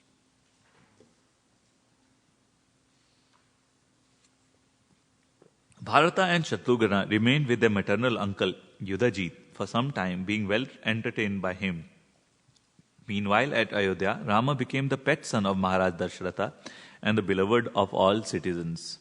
Rama was Lord Vishnu himself, incarnated within human society for the purpose of killing the wicked Ravana.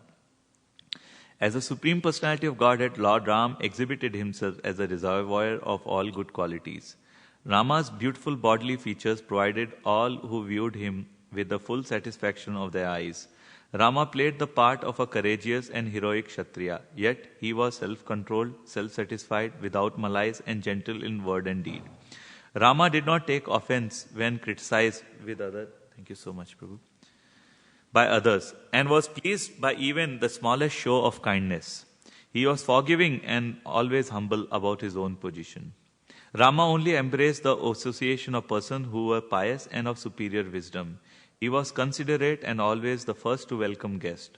Rama firmly adhered to truth and honored the Brahmanas. He loved the citizens and they loved him. Rama always acted according to the religious principles and was learned in all scriptures. He epitomized youthful vigor and was a mature judge of character. Rama was always diligent in punishing wrongdoers and rewarding the virtuous. As a horseman and wielder of the bow, Rama excelled all others, and he was the greatest of the chariot warriors. Indeed, Rama was the Lord of the three worlds and the controller of eternal time. He was unconquerable even by the greatest demigods and demons. Maharaj Dasharatha had ruled his kingdom for 60,000 years. Now having grown old, 60,000 years. Now having grown old and fatigued, he finally desired to retire from his royal duties to prepare himself for an exalted destination after quitting his body. However, Maharaj Dasharatha began to see various omens forbidding evil. Thus he anxiously desired to install Ram as the heir apparent as quickly as possible. For this purpose, Maharaj Dasharatha called a meeting for his ministers, prominent citizens, and subordinate kings. However, in his haste, Maharaj Dasharatha did not formally invite King Janaka or Kekaya, feeling confident of their support. Thereafter, when all were assembled, Maharaj Dasharatha announced, "I have grown old and now desire to hand the royal throne over to my eldest son Ram, who has reached the age of 27. It is now the sacred month of Chaitra, and tomorrow the auspicious constellation Pushya will be ascending. Therefore, with your permission, I will direct that the ceremonies for installing Ram as the heir apparent begin tomorrow." The assembled ministers, king and his citizens all applauded Dasharatha's proposal. The assembled ministers, king and his citizens all applauded Dasharatha's proposal. They then glorified Rama's incomparable virtues, equating him with Lord Vishnu himself. Thus Maharaj Dasharatha was both pleased and relieved. After everyone departed, he requested Vasishtha Muni to immediately begin preparation for the installation ceremony. Vasishtha then ordered the chief minister Sumantra to arrange for the city to be gorgeously decorated and make all other preparations so that the ceremonies could start early in the next day. Maharaj Dasharatha then summoned Rama to the royal assembly. Soon thereafter, Rama entered the royal assembly and came before his father. Approaching his father with folded hands, Ram fell flat at the feet, offering his respects. Maharaj Dasharatha then picked up his son and after tightly embracing him said, "My dear Ram, I have grown old and weary and feel it is now time for me to retire. I have sufficiently enjoyed all manner of royal opulences. I have performed innumerable sacrifices and have distributed huge amounts of wealth to the Brahmanas. You, Ram, are my eldest and favorite son. Likewise, all the ministers and citizens love you dearly. Therefore, I have arranged that tomorrow you will be installed as the heir apparent to the royal throne." Hearing this, some of the Rama's friends ran to Mother Kaushalya, hoping to be the first to deliver the wonderful news to her. Upon hearing the news, she became overjoyed and gave the bearers of the good tidings gold, jewels, and cows in charity. Thereafter, when Ram returned to his own palace, crowds of cheering citizens greeted him along the way. Meanwhile, Maharaj Dasharatha entered his inner apartments to lie down for some rest. Just as the king was drifting off to sleep, however, he was experienced a recurring ominous dream. Waking with a start, he immediately sent Sumantra to summon Ram. The king felt apprehensive that there might be some obstruction to his son's planned installation. Hearing that his son had again called him, Rama also felt a degree of apprehension. Making towards his father's palace with haste, Rama entered his father's room, inquiring what was needed of him. Dasharatha embraced Ram and said, "My dear Ram, all of my desires in life have been fulfilled, except to see you installed on the throne. Unfortunately, due to the influence of the sun, Mars and Rahu, this is a very bad astrological period for me. Moreover, I have been experiencing disturbing dreams, prompting me to think that a great calamity awaits me. Therefore, I am eager to expedite matters. I want the installation ceremonies to begin immediately, even without the presence of your brothers Bharat and Shatrughna. You and Sita should fast tonight for purification. Then tomorrow in the early morning, prepare yourself for the installation." Rama returned to his palace to inform Sita of the arrangement for the following day. Not finding her there, however, Rama went to the residence of his mother. When Rama entered Kaushalya's room, he saw her sitting with half-closed eyes and suspended breath, silently praying to her household deity, Lord Narayana, for Ram's good fortune.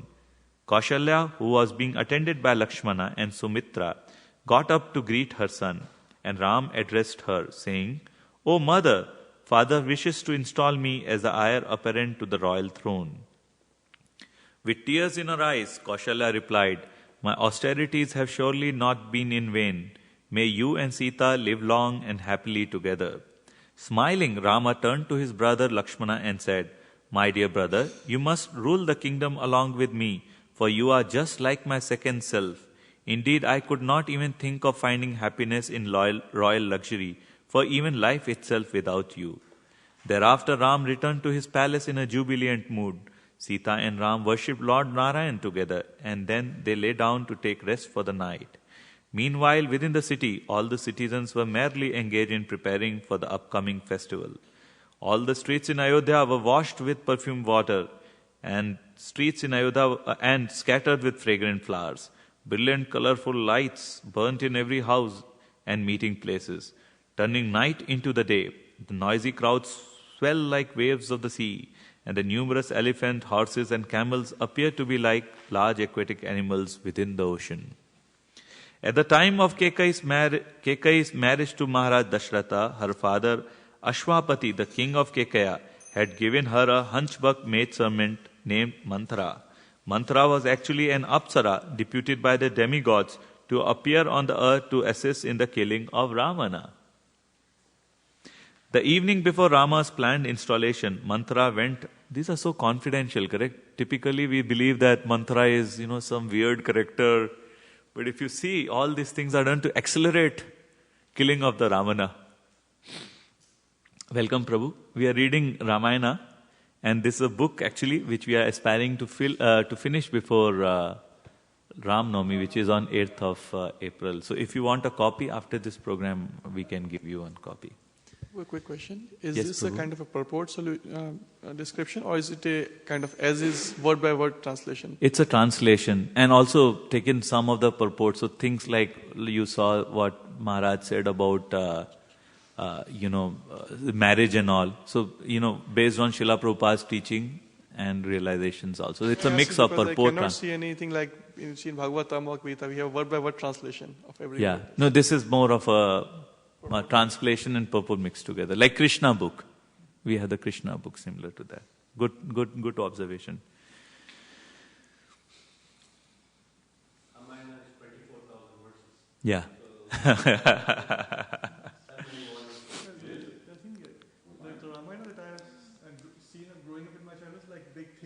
Yeah.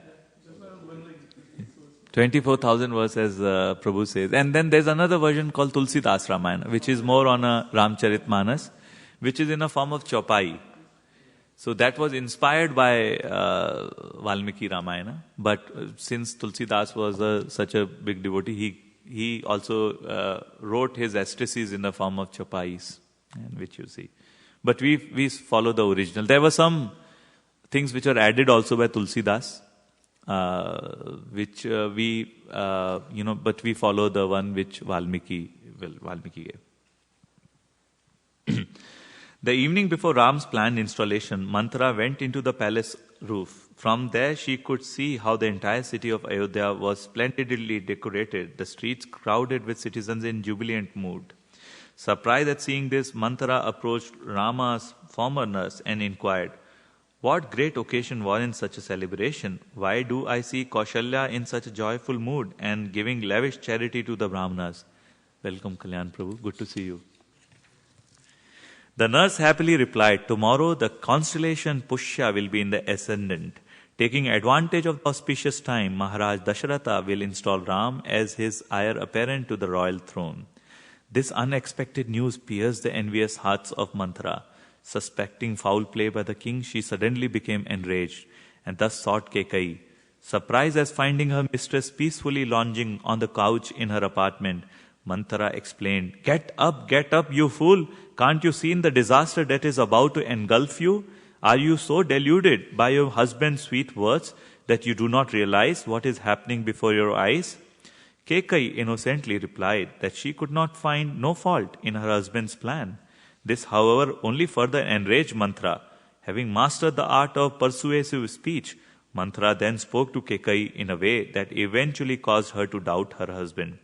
Posing as her well-wisher, Manthara continued, "Surely you are aware of your husband's plan to install Ram as his successor to the throne. Can't you see how deceitful your husband has acted? He has merely sent Bharata away so that he can secretly install his pet son Ram on the throne. Once Ram becomes emperor, your son will meet his ruin and you will be plunged into an ocean of despair. Moreover, because I am dependent on you, your fortune is also mine. Please let me help you before it's too late. Please act quickly to save your own son, Bharata, and yourself." Kekai was surprised to hear her maidservant speaking so boldly. She replied, "I am happy to know that Ram will be installed on the throne. As a reward for delivering this wonderful news, please take this jewel. Indeed, you may ask for anything you desire." Kekai placed the priceless jewel in Manthara's hand, but the maidservant threw it aside. Manthara indignantly replied, "I am shocked to see that you can express joy on the eve of disaster. Passing over Bharata to choose Ram should be great insult to you. You may imagine that you are Dasharath's favorite. However, in truth, it is Kaushalya whom he adores. Don't you feel humiliated? You imagine that you are happy, but it will be Kaushalya's who prospers. Once Rams becomes king, you will be compelled to act as Kaushalya's maidservant, and Bharata will be forced to become Rama's slave." See, poison thoughts, how it affects. In the beginning, she will be pretty strong, and then certain things if repeated multiple times. So that's why we have to avoid such kind of association. In this way, Kekai's heart gradually became poisoned by Manthara's hateful words. Indeed, when her enviousness of Kaushalya was fully arose, her face became flushed with anger. Thus Kekai relented, saying, "Manthara, perhaps you are right. Somehow Ram must be banished to the forest so that my own son can be installed on the throne. Please tell me how I might accomplish this." Problem started. Manthara then related how Dasharatha had formerly fought on the side of Indra against the demons headed by Sambara.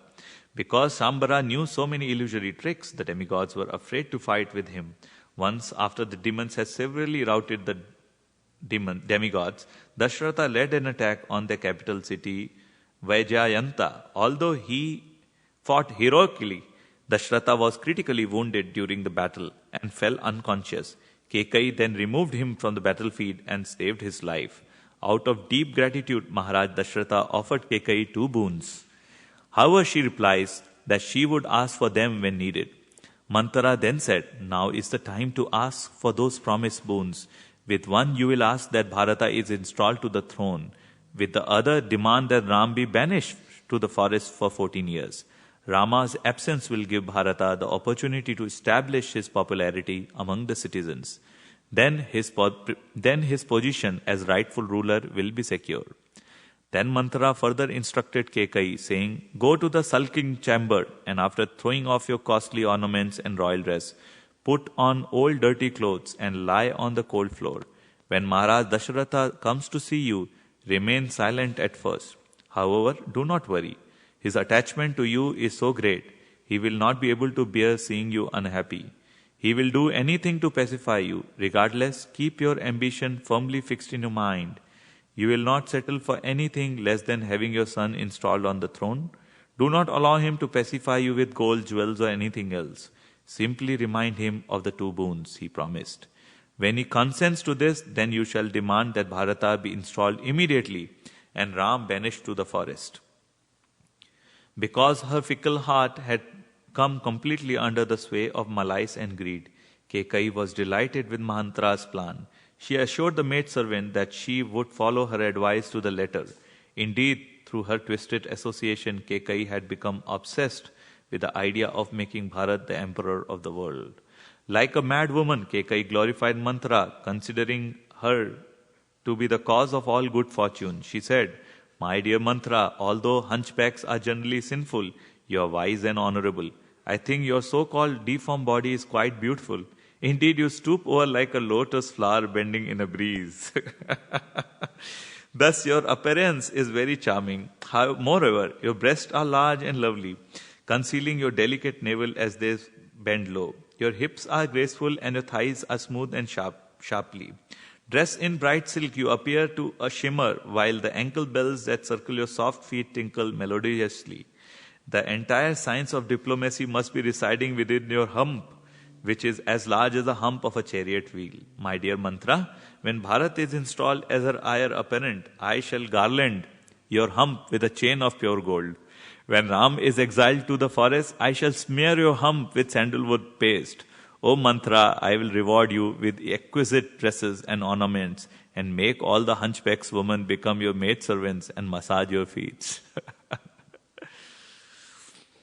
Meanwhile, having completed all necessary arrangements for Rama's installation, Maharaj Dasharatha returned to his palace, desiring to see Kekai. Filled with longing for his youngest queen, Dasharatha was surprised to find her absent when he entered her room. Thinking her to be nearby, the king called out her name. However, when there was no response, he became apprehensive, for she had never been left her apartment without notice. Finally, after inquiring from a servant, Maharaj Dasharatha learned that Kekai had entered the sulking chamber. He hastened there with an anxious heart. When the king entered the room, he was shocked to see Kekai lying on the bare floor, with her ornaments and garlands scattered about. She looked like an apsara fallen from heaven. In the king's mind, the beautiful young Kekai was dearer than life itself. Thus, seeing her in such a state caused him great pain and alarm. What I wanted to do is we can give opportunity to all to read one paragraph at least. Okay. So why don't we start? Radha Prabhu, do you want to just read a paragraph of... He can start. You can start, Prabhu. It's page 84. Falling to his knees, the king lovingly stroked her face and asked his beloved queen, "What is troubling you, my dear Kekai? What is the cause of your despondency? Whatever it may be, please know I am prepared to remedy it. Have I not been paying enough attention to you? Did you have an argument with one of your co-wives? Has someone done something to anger you? My dearest one, please know I am under your control. I could never avoid trying to please you. Please speak freely and tell me what troubles you. Let me dispel your sorrow as the rising sun evaporates the morning mist." Thank you. Pierced by Cupid's shaft of love, Maharaj Dasarath was a slave to the urges of passion.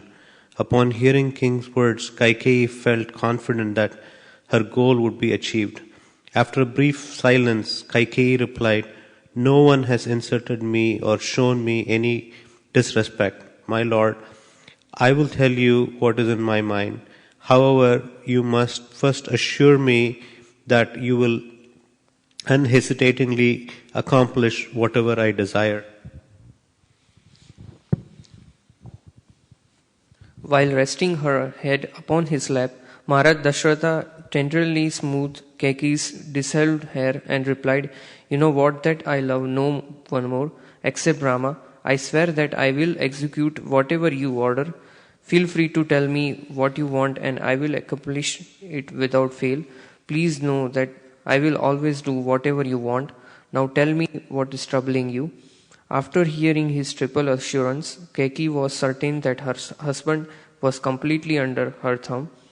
Urged on by an inflamed desire born of partiality toward her son, the queen proclaimed the following terrible words: "May the 12 Adityas, the 11 Rudras, the 8 Vasus, and the twin Ashwins bear witness. May the sun and moon, night and the day, and the 4 directions also bear witness. May the Gandhavas, Rakshas, Pitas, Bhutas, Pikasas, and all other living creatures bear witness now. My illustrious Lord, the follower of Dharma and adherent to truth, has promised to fulfill my desire." Thank you very much. Remember, my dear husband, the battle between the demigods and the demons when you were critically wounded and left for dead. Remember how I nursed you back to life? Because of this, you promised to award me 2 benedictions, O noble king. You must grant me these 2 boons today without fail. Otherwise, I shall give up my life from grief. Therefore, my request is this: let Bharat be installed as heir apparent to the royal throne, utilizing the very preparations you have made for Rama. That is my first wish. Second, I desire for Rama to depart for Dandakarayana Yes. forest this very day to live in exile for the next 14 years, wearing only tree bark and deerskin. Thank you so much. You want to read, Prabhu? You can read the English one, yeah. Prabhu, can you hand it to her? Hearing Kaikeyi's ultimatum, Maharaj Dasharath became stunned with bewilderment. Burning with distress, he wondered, "What is happening to me? Am I perceiving a vision from a previous life? Perhaps I have gone completely mad." Prabhu, Kalyan Prabhu? Yeah. Thinking in this way. Yeah, that way all of us will get a chance to read. Yeah, it's a big Sankirtan. Yagya. Thinking in this way, the king immediately became overwhelmed with grief. He lost consciousness and fainted onto the floor. Then, when he had recovered after a brief spell, the agonized Dasharath found the situation too painful to cope with, and again fell into a swoon. It was only after a long time that King Dasarath regained full consciousness. Summoning his courage, he felt a burning rage swelling within his heart.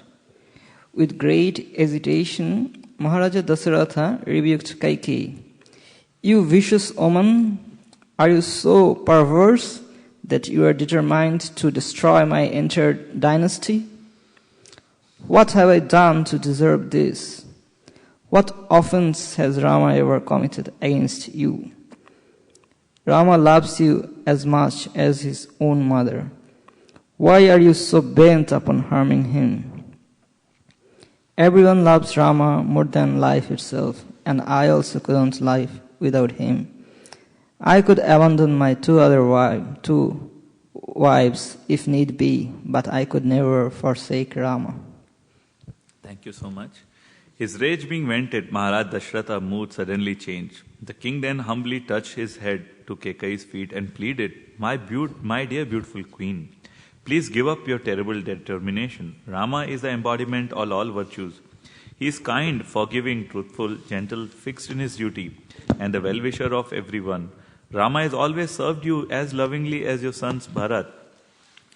If not more, if you insist, I shall install Bharata as the heir apparent to the throne, but I could never think of banishing Ram to the forest. How can you dare even consider harming Ram? Indeed, it is completely faultless. and has never, indeed he is completely faultless and has never uttered an unkind word to you. My dear beloved, one has piety on me. Ask for any other benediction. I am ready to give you the entire earth, but not this. If I banish Ram, I will surely die. Please spare me from the executing this most cruel and irreligious act. As Maharaj Dashrath spoke, he writhed in agony, wailing piteously. Although the king prayed for his mercy, Kekai remained unmoved. Standing fast in her determination, she responded, "How can you dare speak about dharma while you are trying to rescind your promise of granting me these benedictions? You solemnly promise, and I shall not forget. Remember King Shibi, who gave his own flesh to the hawk just to fulfill his promise of protection to the pigeon? If you fail to keep your word, it will stain the reputation of your entire dynasty. Therefore, whatever the circumstances, you must fulfill your promise." As Kekai spoke, her determination increased, overwhelmed by anger and greed, and giving up all sense of shame and decency. Kekai said, "O king, I know your true motive. Once Ram is installed as the heir apparent, it will be easier for you to push my son and me away. With this impediment removed, you will be free to enjoy your life fully with Kaushalya. However, I vow that if you do not keep your promise, I shall drink poison and die this very day." Then Kekai remained silent as Maharaj Dashrath agonized over her words. Staring into space with unblinking eyes, the king again lost all equilibrium and fell to the ground uttering "Ram, Ram." After some time, the king regained partial composure and asked his wife, "O misguided woman, from whom did you learn such shameful wickedness? Do you not know that even if Bharata were to be installed, he would not accept the kingdom without Ram? What will people think of me for performing such an ignoble act? Everyone will ridicule me, saying, 'There goes the lusty king, who was so attached to his wife that he sent his beloved son into exile.' How do you think there will be happiness under such conditions?" Pausing in his speech, Maharaj Dashrath began wondering how Ram, who had always enjoyed the comfort of royal opulence, would be able to live a harsh life in the forest. As his pain and anger increased with these thoughts, the king suddenly mocked, "O righteous king, I wish you all success in ruling the kingdom. After having rid yourself of all your relatives, do not expect me to play a part in your sinister plans. I shall never grant your demands, never." Regardless, the king's bluster soon faded as helplessness welled up within him. He again implored his queen to retract her statement, saying, "Please take back all you have said." Saying this, he again fainted. After Dashratha regained consciousness, he again rebuked Kekai. "Oh, how condemned women are! They are cruel, perverse, and selfish by nature.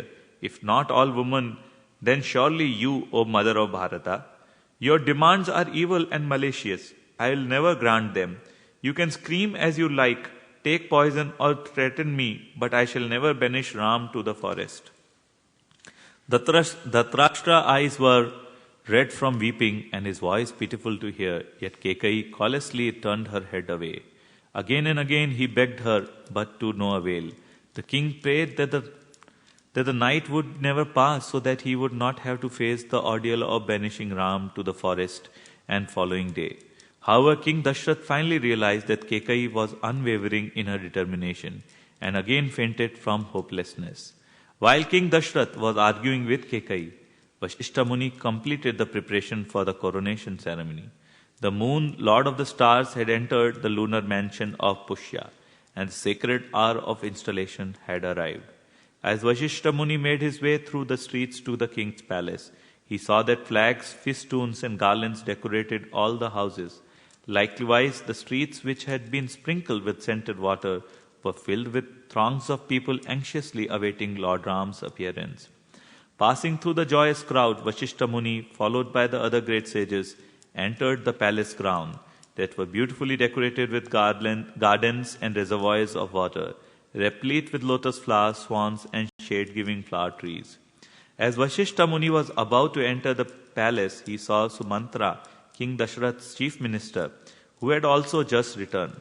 "Please tell His Majesty that I have returned," Vasishtha told him. I have brought golden water pots filled with water from the sacred rivers, and the special seat of sacred wood has been made for Ram's use during the sacrifice. I have also brought various seeds, aromatic perfumes, and precious jewels for the coronation. I have collected honey, curd, roots, ghee, milk, spices, flowers, parched paddy grains, and the blades of sacred grass, all to be used in the sacrifice.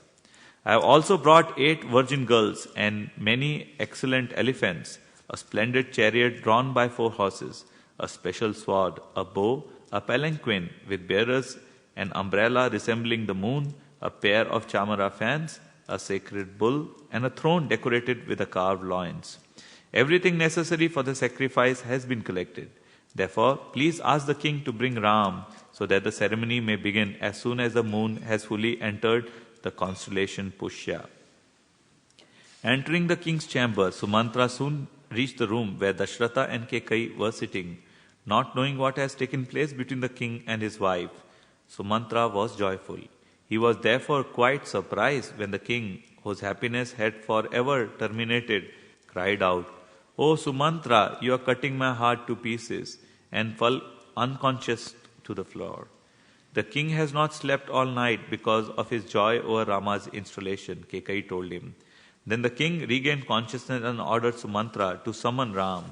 At Rama's palace, Sumantra was quickly ushered into the presence of Sita and Ram. The Lord was garlanded with white lotus flower, with golden necklace covering his transcendental body.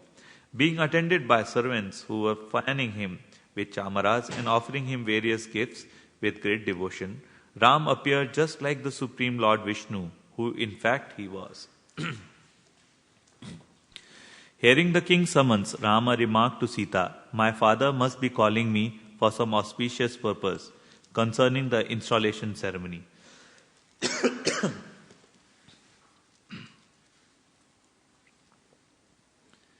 As Ram departed, Lakshmana was standing at the gate, waiting for Ram with folded hand. Ram took his brother with him and then mounted his chariot, traveling through the streets of Ayodhya. Along the way, the citizens cheered, praising Ram to the accompaniment of musicians. Wherever he went, the people could not take their eyes away from him. Indeed, the natural characteristic of Lord Ram is that whosoever looks upon him cannot bear to look away. Reaching the inner gates of his father's palace, Ram descended from his chariot and dismissed the citizens that had accompanied him. As he entered his father's room, Rama saw Maharaj Dashrath seated on a couch with Kekai. The king's face was a withered mass of dejection and anxiety. As Ram approached, the king could only mutter, "Rama, Rama," as his eyes filled with tears, unable to look directly at his son. Seeing his father's distressed state, Rama's heart became filled with grief and apprehension. He wondered, "What has happened to make my father so dispirited? Why is he not happy to see me?" Rama then inquired from Kekai, "What is the cause of my father's distress? Have I done something to offend him?" "The king," Kekai began, "is neither angry nor offended. He does, however, have something to tell you. He fears that by doing so, he will hurt you. Therefore, let me explain. Formerly, your father offered me 2 boons after I have saved him in a precarious situation on the battlefield. However, due to unmanly weakness, he now hesitates to fulfill his promise. Therefore, Ram, you should protect your father's virtue by convincing him not to fall prey to dishonesty. O Ram, if you promise me that you are fully prepared to carry out the king's order, then I shall disclose to you the nature of the 2 boons I desire." Feeling deeply hurt, Rama replied, "My dear mother, I am surprised that there is any doubt in your mind that I would unflinchingly carry out my father's wishes, even it is meant entering into the fire. Please tell me what my father wants. Do not doubt that I will act accordingly. That's my solemn promise." Gaining Ram's assurance, the cruel Kekai said, "Formerly, when your father was severely wounded in fighting the demon Sambara, at the behest of the demigods, I carefully nursed him back to the life. Feeling a deep sense of gratitude, the king begged me to accept 2 boons. I said that I will accept them later in time of need. Now I wish that I would accept to utilize those two boons. First, I have requested your father to install Bharata as the heir apparent to the throne. Secondly, I asked the king to banish you to the forest for 14 years, where you will live as an ascetic with matted hair and dressed with tree bark and deer skin.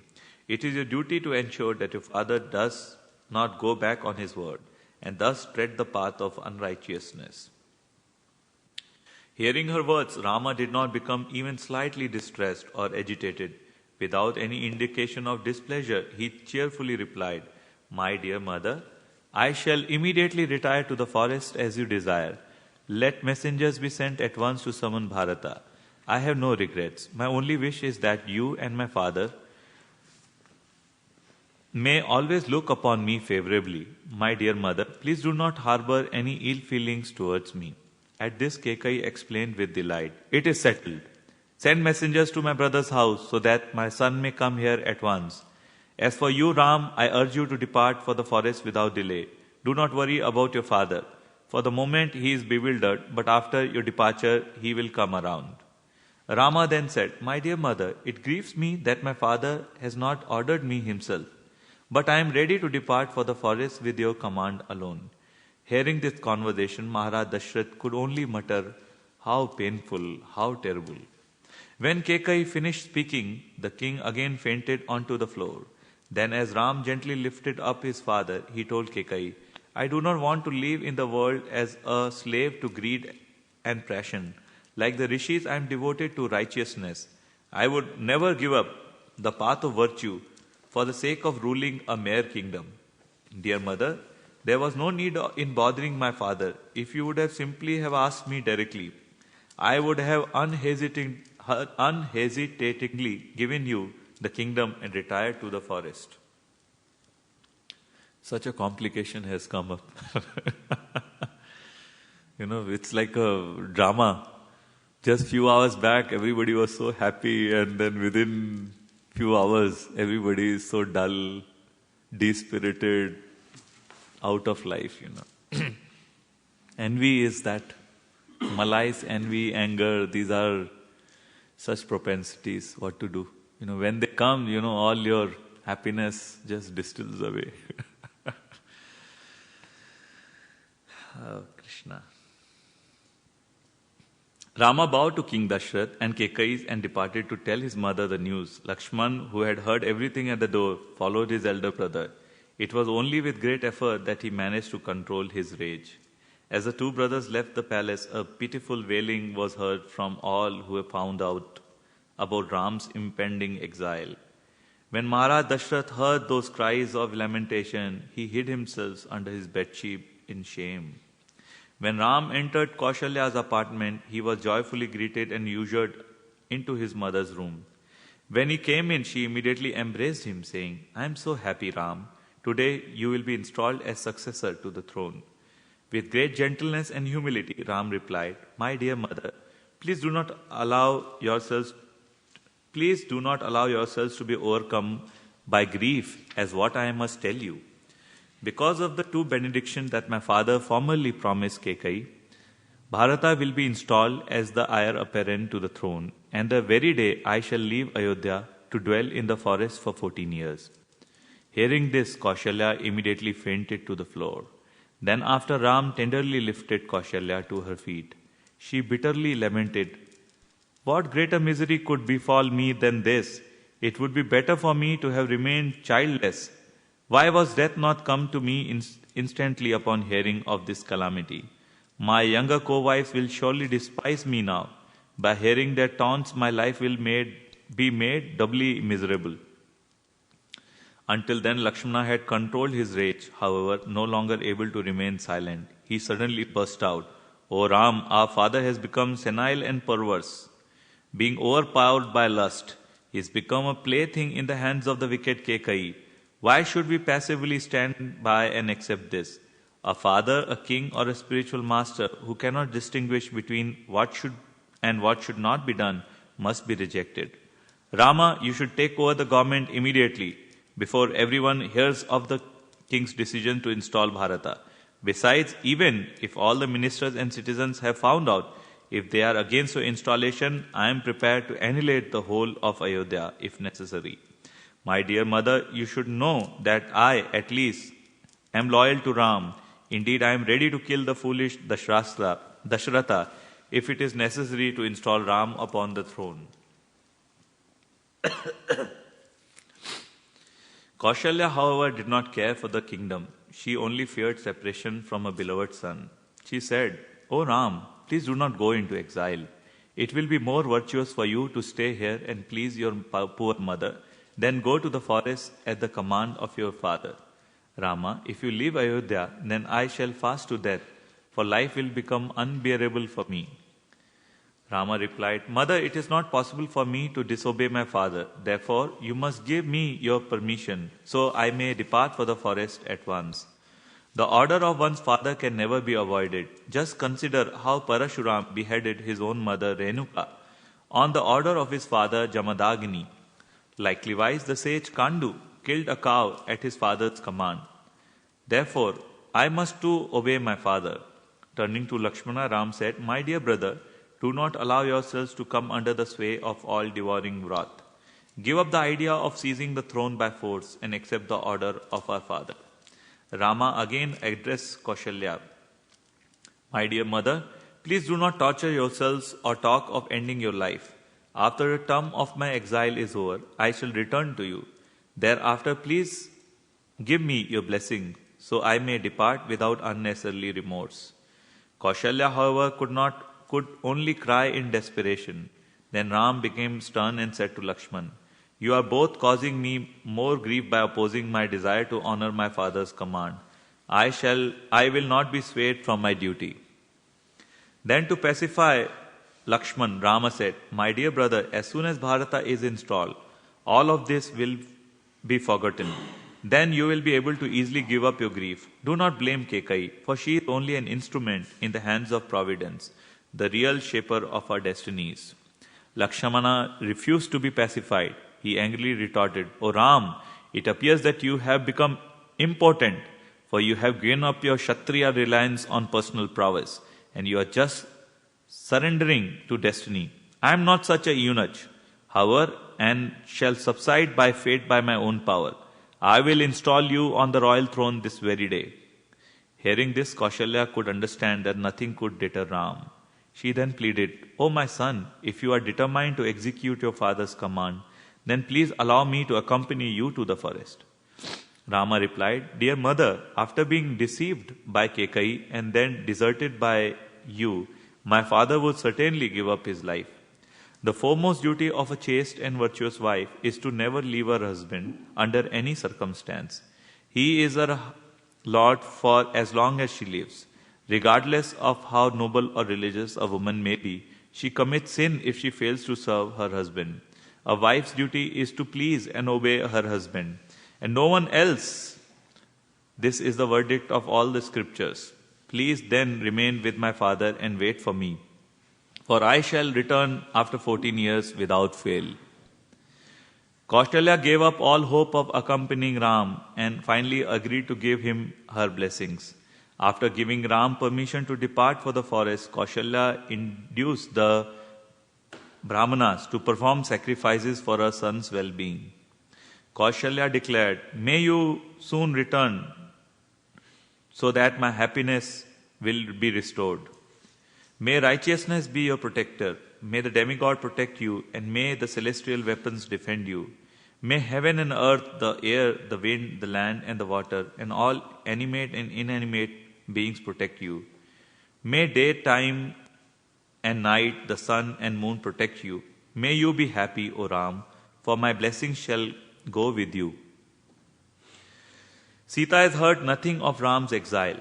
She had been waiting for him in happy expectation for many hours. When Ram finally entered her room, Sita could immediately see that he was pale, perspiring, and greatly troubled.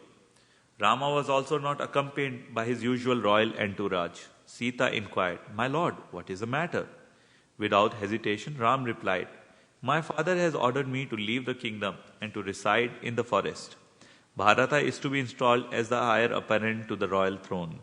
Utilizing two boons given her long ago by my father, Kekai has asked that a son be installed while I am to be banished to the forest. My dear Sita, I have no other choice than to abide by my father's order. However, I want you to stay here. Go daily and offer your respects at the feet of my father and follow Bharata's commands implicitly.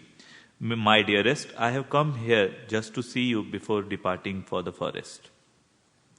Hearing Ram's words, Sita grew increasingly agitated. With anger born of love, she replied, O Ram, my husband, most excellent of men, what advice are you giving me? It is duty of the wife to share the husband's destiny. I must accompany you to the forest. A father, mother, brother, son and daughter-in-law all have their separate existence. A wife, however, has no choice but to follow her husband.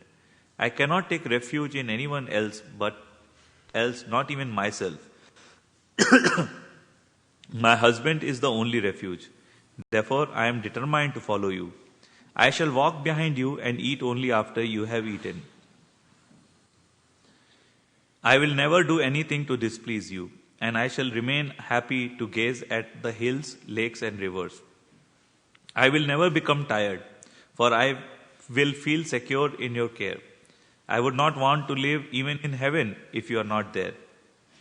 O Ram, it is you alone that I love. Without you, I would surely die.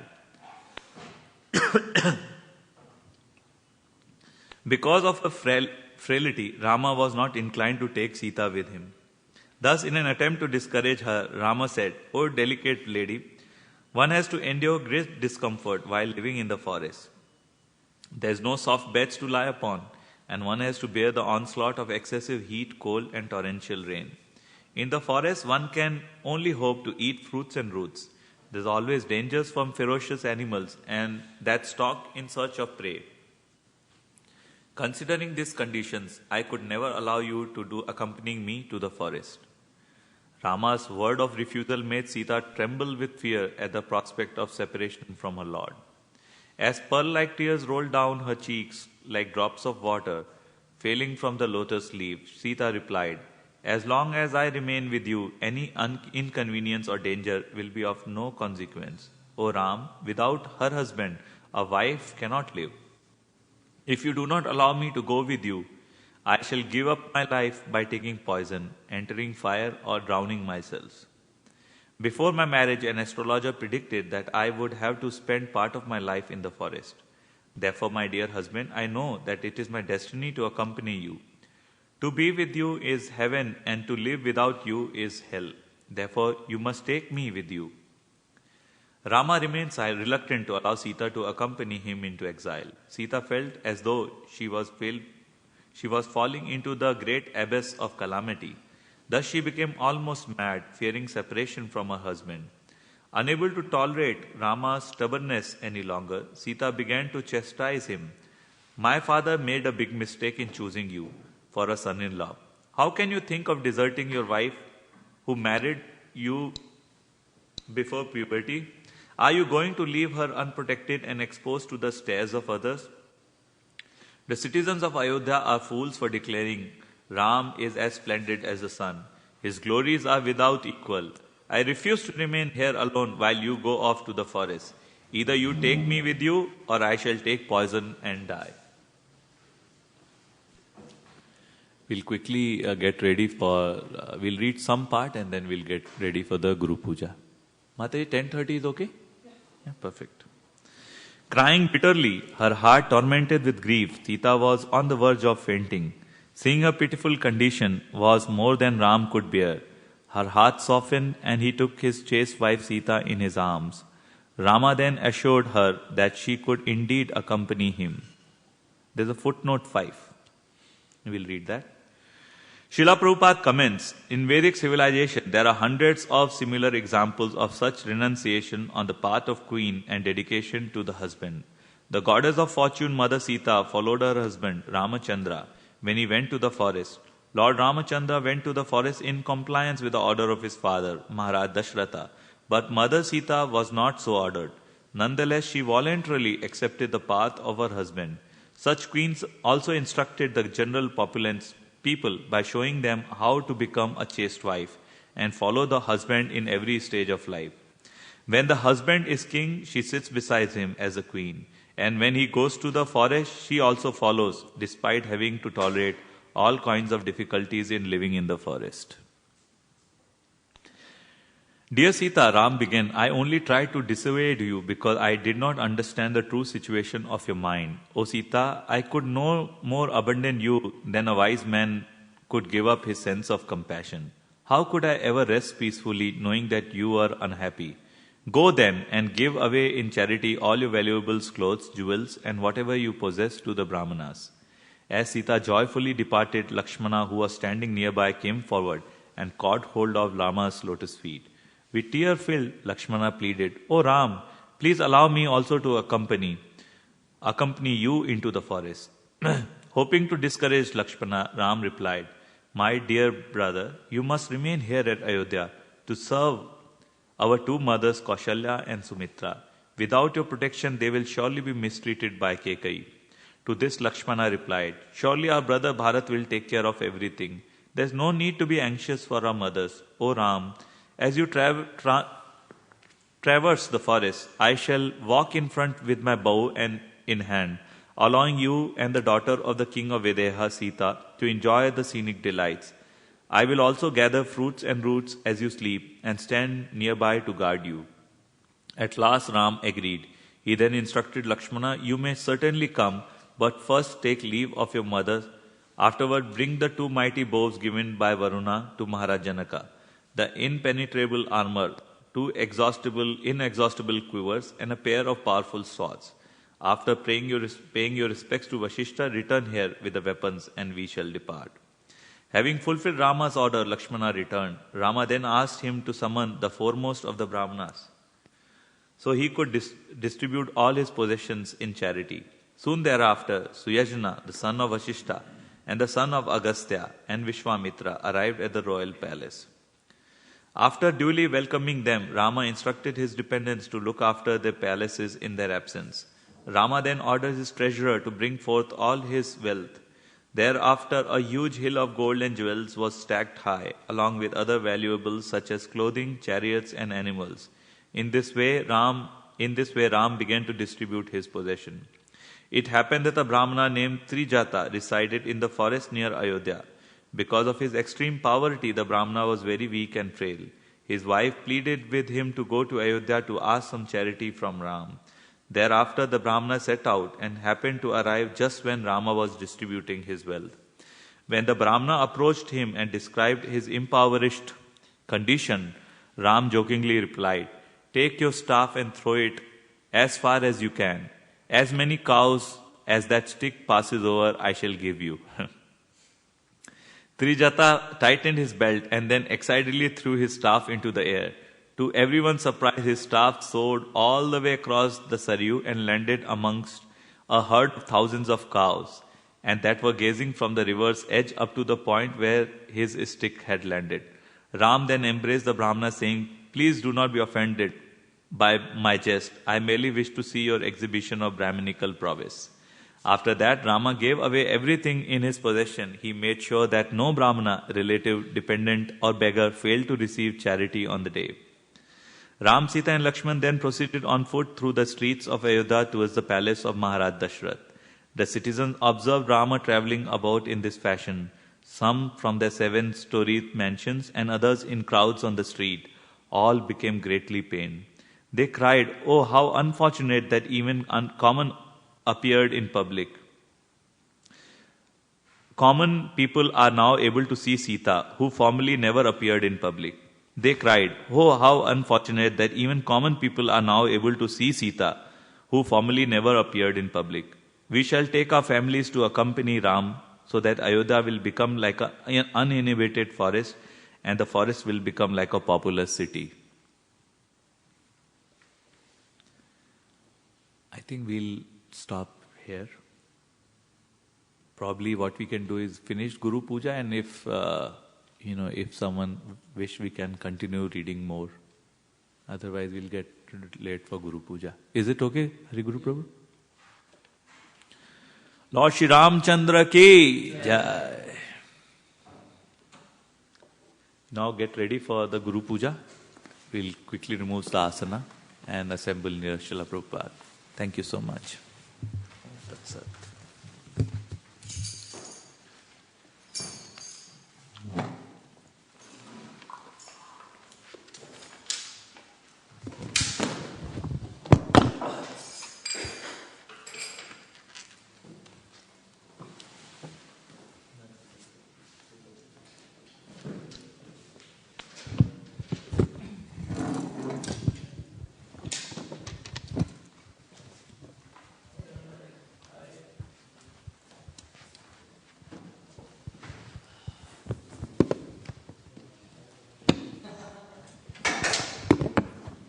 Anyone who wish to get a coffee, I can get more coffees from inside.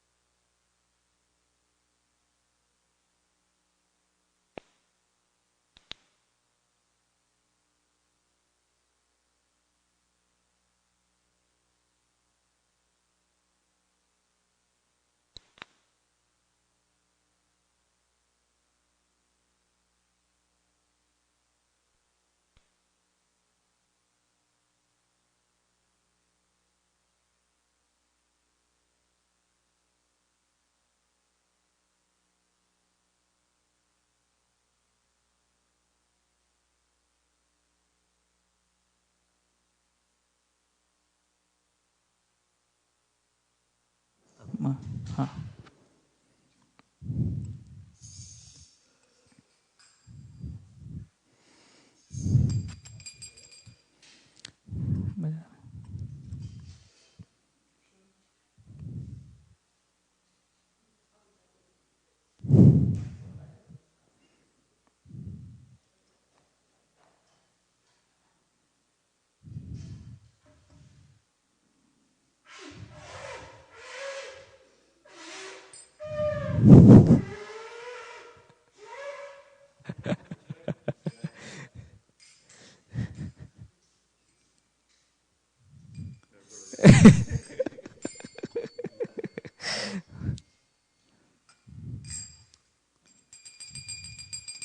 Jai Prabhupada Jaya Prabhupada Prabhupada Jai Prabhupada Jaya Srila Prabhupada Jai Prabhupada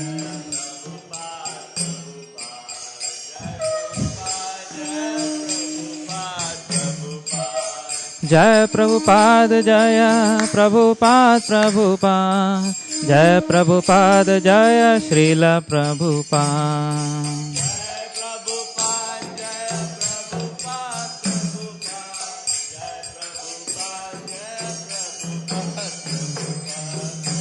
Shri Guru Charana Padma Kevala Bhakti Sadma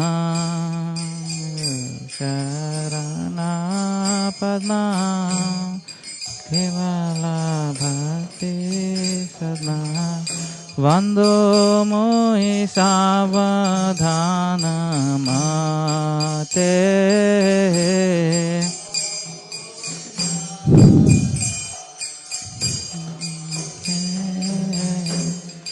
Jahara prasade bhai e bhavatariya jaye prasade bhai bhavatariya jaye Krishna prapti hoy jahan hoy te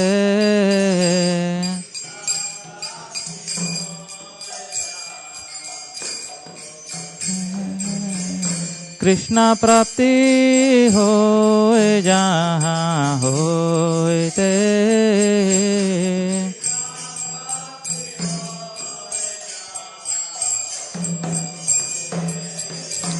गुरु मुख पद्मा वाक्या चिते Korea क्या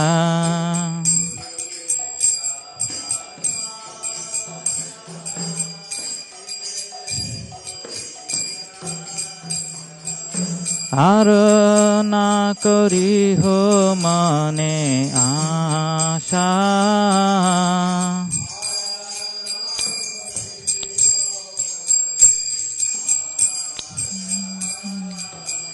श्री गुरु चरणे रते ऐसे उत्तम गति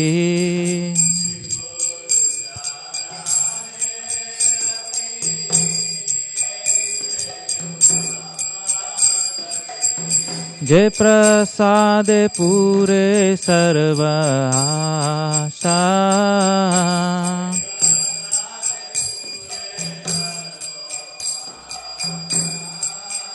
जय प्रसाद पूरे सर्व आशा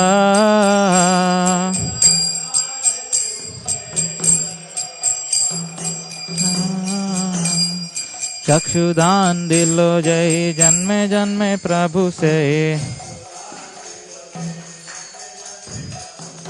दिव्य ज्ञान हृदय प्रकाशितो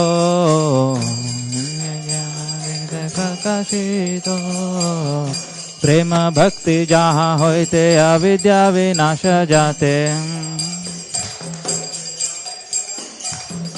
वेद गाय जहाँ रचरितो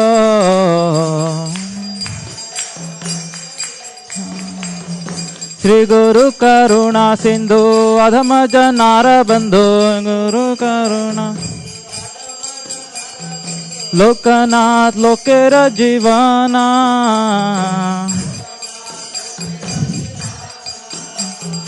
हा हा प्रभु कर दया देह मोरे पद छाया प्रभु हा हा प्रभु करो दया देह मोरे पद छाया ए बेजास घुसुक त्रिभुवाना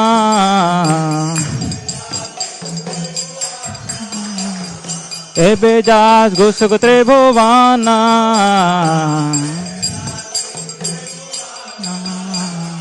श्रील प्रभुपाद लइलो शरणा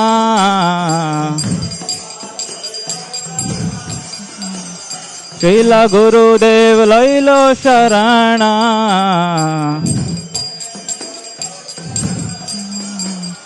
श्रील प्रभुपाद पतित पावना पतित पावना जय प्रभुपदा जय प्रभुपदा प्रभुपदा जय प्रभुपदा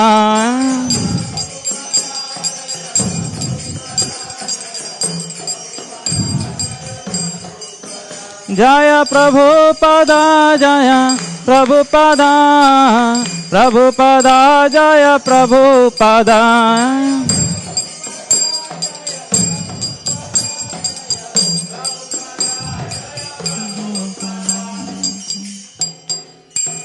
नमः ओम विष्णुपदाय कृष्णपृष्ठाय भूतले श्रीमते भक्तिवेदांत स्वामिन् इति नामिने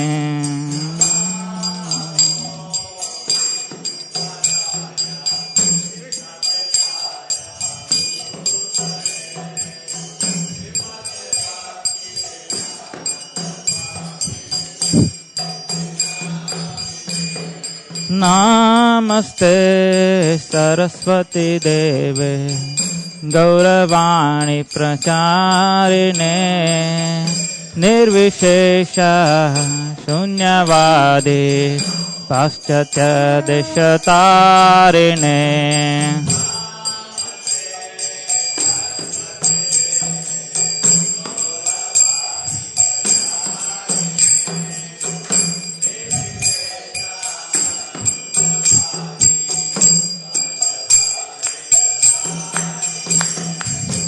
Jaya Shri Krishna Chaitanya Prabhu Nityananda Shri Advaita Gadadhar Shrivasadi Gaur Bhakta Vrinda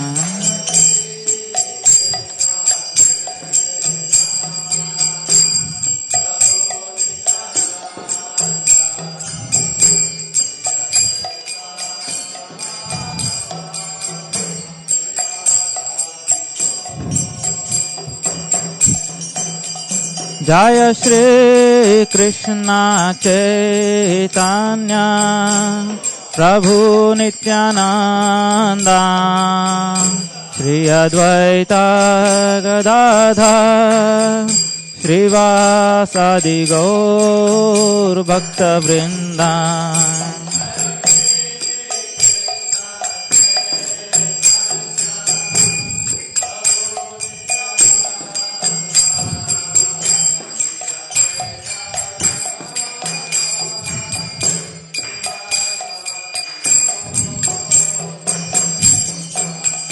Jaya Shri Krishna Chaitanya Prabhu Nityananda Shri Advaita Gadadhar Shrivasadi Gaur Bhakta Vrinda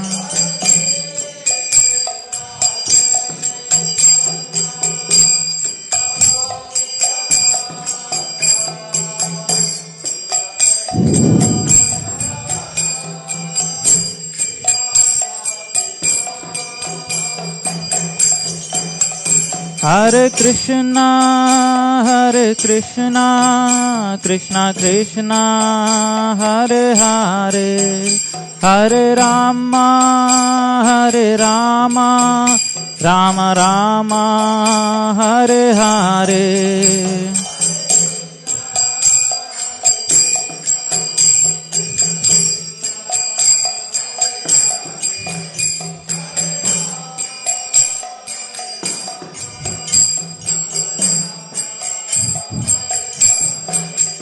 Hare Krishna, Krishna Krishna, Hare Hare, Hare Rama, Rama Rama, Hare Hare.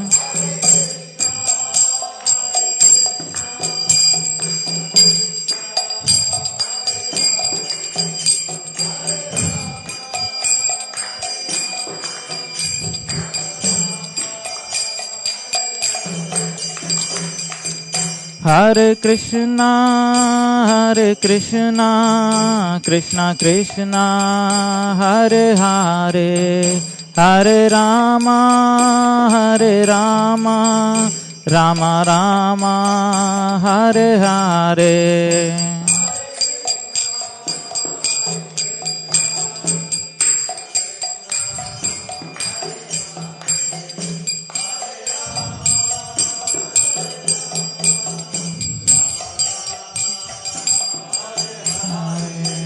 Hare Krishna, Krishna Krishna, Hare Hare, Hare Rama, Rama Rama, Hare Hare.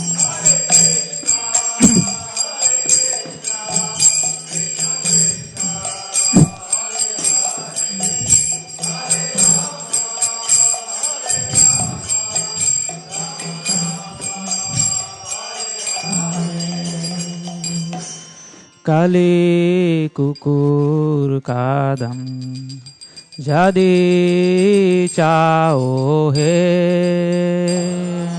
li kukur kadam ai he Kali yuga pavana kali bhaya nashana Sri Sachinandana gao he Kali yuga pavana kali bhaya सच्चिदानंद गाओ है कलियुग पावन कलि भय नाशन श्री सच्चिदानंद गाओ है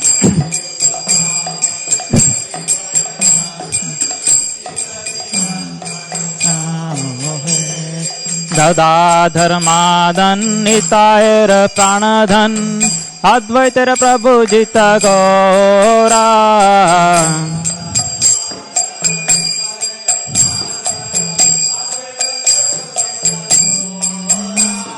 निमाय विश्वंभर श्रीवासीश्वर भक्त समूह चित्त चोरा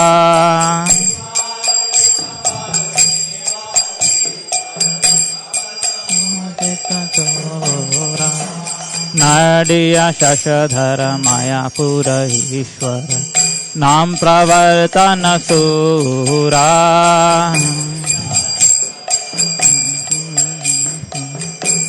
प्रवर्तन सूरा गृही जन शिक्षक न्यासी कुल नायक माधव राधा भव पूरा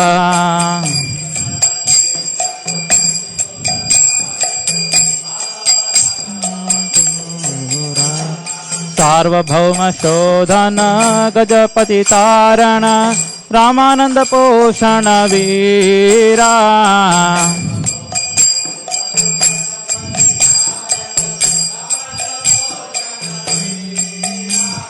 रूपानंद वर्धन सनातन पालन हरिदास मोदन धीरा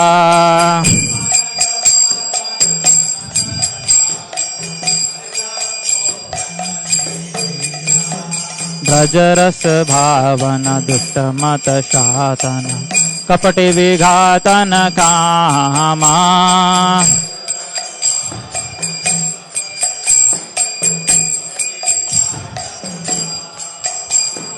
शुद्ध भक्त पालन शुष्क जन ताड़न छल भक्ति दूषण रामा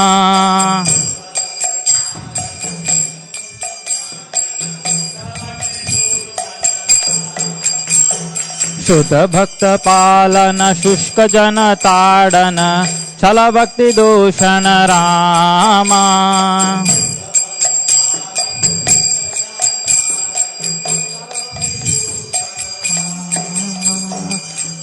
कलियुग पावन कलि भय नाशन श्री सच्चिदानंद गाओ है सच्चिदानंद गाओ है हरिहराय नमः कृष्ण यादवाय नमः कृष्ण यादवाय माधवाय केशवाय नमः गोपाल गोविंद राम श्री मधुसूदन गिरधारी गोपीनाथ मदन मोहन मदन मोहन राधा मदन मोहन मदन मोहन राधा मदन मोहन श्री चैतन्य नित्यानंद श्री अद्वैत सीता हरि गुरु वैष्णव भगवत गीता श्री रूप श्री सनातन भट्ट रघुनाथ श्री जीव गोपाल भट्ट दास रघुनाथ हे छाय गोसाई कोरी चरण वंदन जहाँ होते विघ्न नाश अभीष्ट पुराण हे छाय गोसाई जार मोहि तारदा तांस बारा पाद रेणु मोर पंचग्रा मंदिर चरण से भी भक्त सनिवास जन्मे जन्मे होय अभिलाष इच्छाए गोसाई जब ब्रज कोइलोवा राधा कृष्ण नित्य लीला करिलो प्रकाश राधा कृष्ण आनंदे बोलो हरि भजो वृंदावन आनंदे आनंदे बोलो हरि भजो वृंदावन आनंदे बोलो हरि भजो वृंदावन श्री गुरु वैष्णव पदे मजय्यमा श्री गुरु वैष्णव पाद पद्म कोरियार गुरु हरि नाम संकीर्तन को है नरोत्तम दास हरि नाम संकीर्तन को है नरोत्तम दास नाम संकीर्तन को है नरोत्तम हरे Krishna Krishna Krishna Hare Hare Hare Ram Ram Ram Hare Hare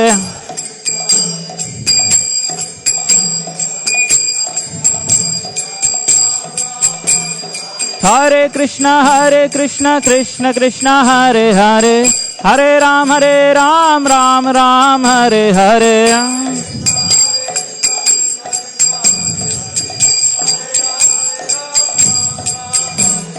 Hare Krishna Krishna Krishna Hare Hare Hare Ram Ram Ram Hare Hare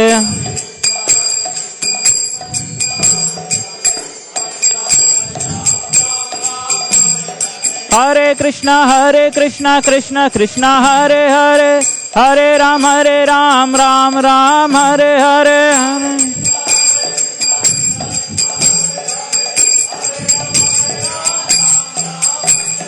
Hare Krishna Krishna Krishna Hare Hare Hare Ram Ram Ram Hare Hare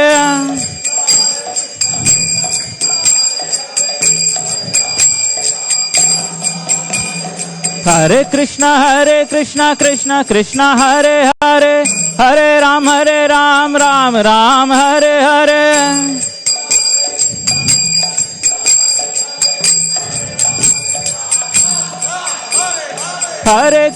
Hare Krishna Krishna Hare Hare Hare Ram Ram Ram Hare Hare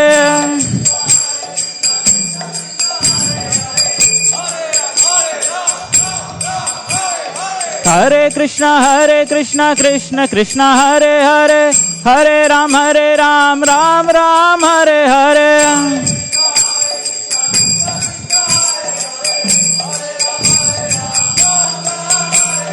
Hare Krishna Krishna Hare Hare Hare Ram Ram Ram Hare Hare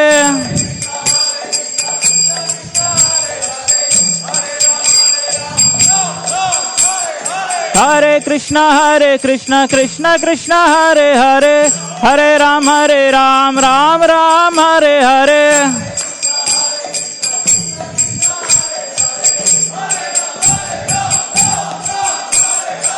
Hare Krishna Krishna Hare Hare Hare Ram Ram Ram Hare Hare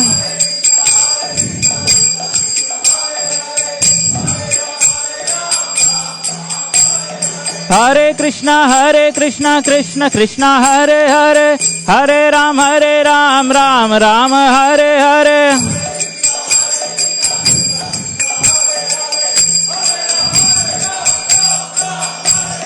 Hare Krishna Krishna Hare Hare Hare Ram Ram Ram Hare Hare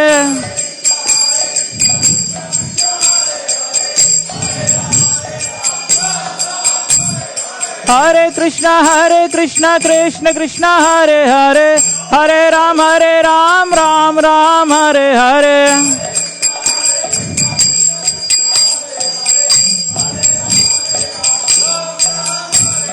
Hare Krishna Krishna Krishna Hare Hare, Hare Ram Ram Ram Hare Hare.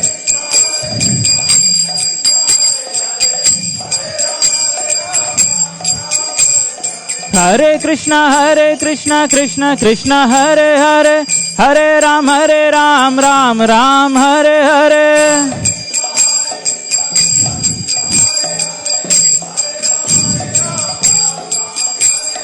Hare Krishna Krishna Krishna Hare Hare, Hare Ram Ram Ram Hare Hare.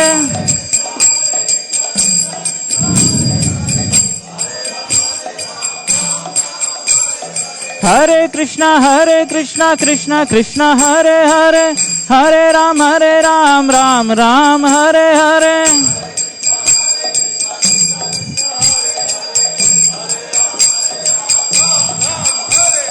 Govinda Jaya Jaya Gopala Jaya Jaya Govinda Jaya Jaya Gopala Jaya Jaya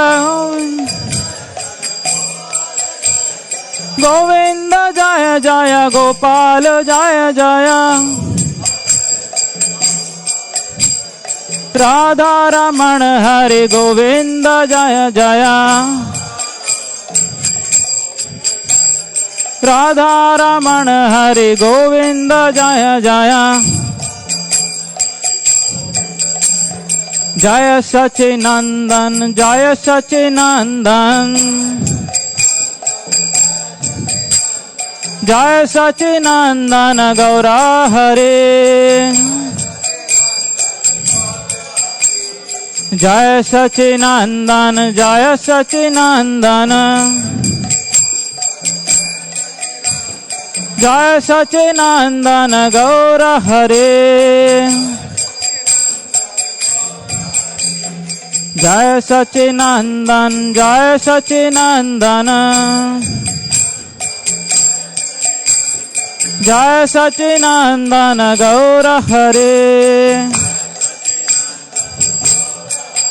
Jaya Nitai Gaurango Nitai Gaurango Nitai Gaurango Gaura Hare Jaya Nitai Gaurango Gaura Hare Hare Krishna Krishna Krishna Hare Hare, Hare Ram Ram Ram Hare Hare.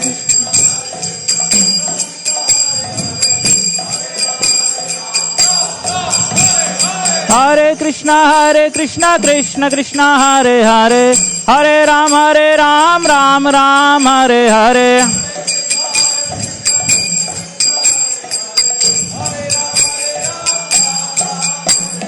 Hare Krishna Krishna Hare Hare, Hare Ram Ram Ram Hare Hare.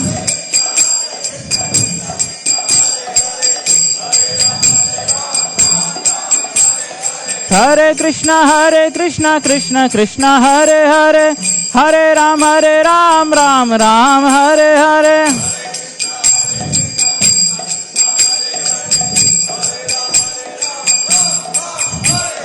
Jaya Radha Madan Mohan Radha Madan Mohan Radhe.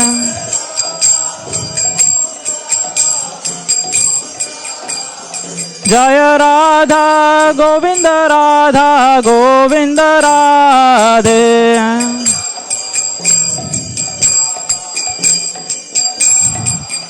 Jaya Radha Gopinath Radha Gopinath Radhe.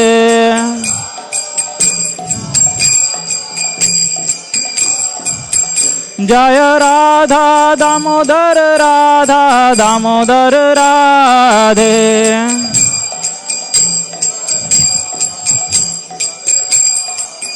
Jaya Radha Giridhari Radha Giridhari Radhe.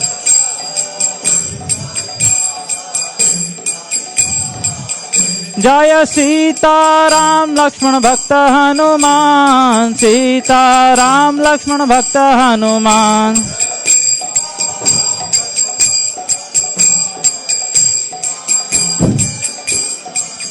जय लक्ष्मी नरसिंह जय भक्त प्रहलाद, लक्ष्मी नरसिंह जय भक्त प्रहलाद।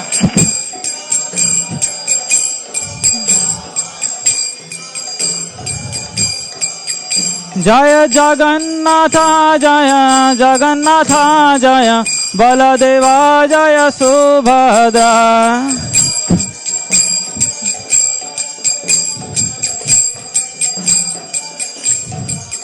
जय कृष्ण बलराम कृष्ण बलराम कृष्ण बलराम जय कृष्ण बलराम।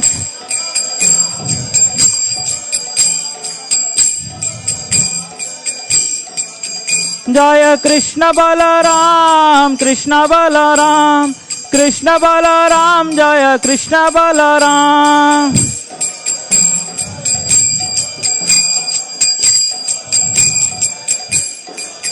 जय गौरानिताय जय गौरानिताय, जय गौरानिताय जय गौरानिताय,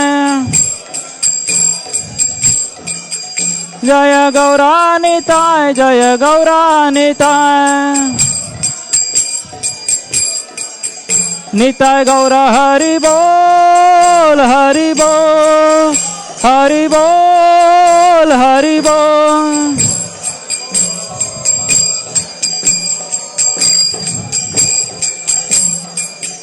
हरि बोल हरि बोल हरि बोल हरि बोल।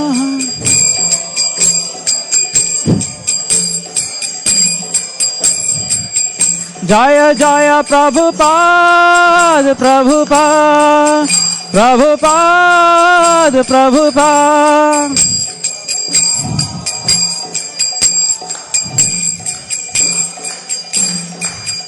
गुरुदेव गुरुदेव जय गुरुदेवा जय गुरुदेवा।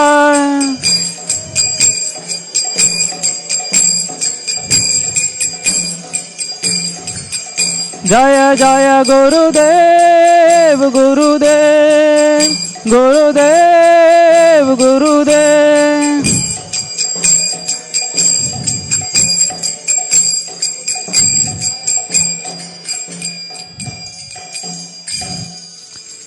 जय ओम विष्णुपाद परमहंस परिव्राजक आचार्य अष्टोत्तर शत श्रीमद् स्वांगशिला अभय चरणारविंद भक्ति वेदांत स्वामी श्रील प्रभुपाद की जय। नित्य लीला प्रविष्ट ओम विष्णुपाद परमहंस परिव्राजक आचार्य अष्टोत्तर शत श्रीमद् स्वांगशिला भक्ति सिद्धांत सरस्वती ठाकुर गोस्वामी श्रील प्रभुपाद की जय। शिल गौर किशोर दास बाबा जी महाराज की जय। सच्चिदानंद शिल भक्ति विनोद ठाकुर की जय। वैष्णव सार्वभौम श्री जगन्नाथ दास बाबा जी महाराज की जय। गौड़े वेदांत आचार्य श्री बलदेव विद्याभूषण की जय। अनंत कोटि वैष्णव वृंद की जय। नामाचार्य श्री हरदास ठाकुर की जय। षड़ गोसाई की जय। प्रेम से कहो श्री कृष्ण चैतन्य प्रभु नित्यानंद श्री अद्वैत गदाधर श्रीवास आदि गौर भक्त वृंद की जय। मायापुर नवदीप धाम की जय। श्री श्री राधा मदन मोहन गोप गोपीनाथ श्याम कुंड राधा कुंड गिरिगोवर्धन की जय। ब्रजमंडल क्षेत्र की जय। गंगा माई जमुना माई की जय। भक्ति देवी वृंददेवी तुलसी महारानी की जय। समवेत भक्त वृंद की जय। निताय गौर प्रेमानंदे हरि बोल। All glories to the devotees. All glories to Sri Guru and Sri Gauranga. Nitai Gaura Premanand Hari Bol.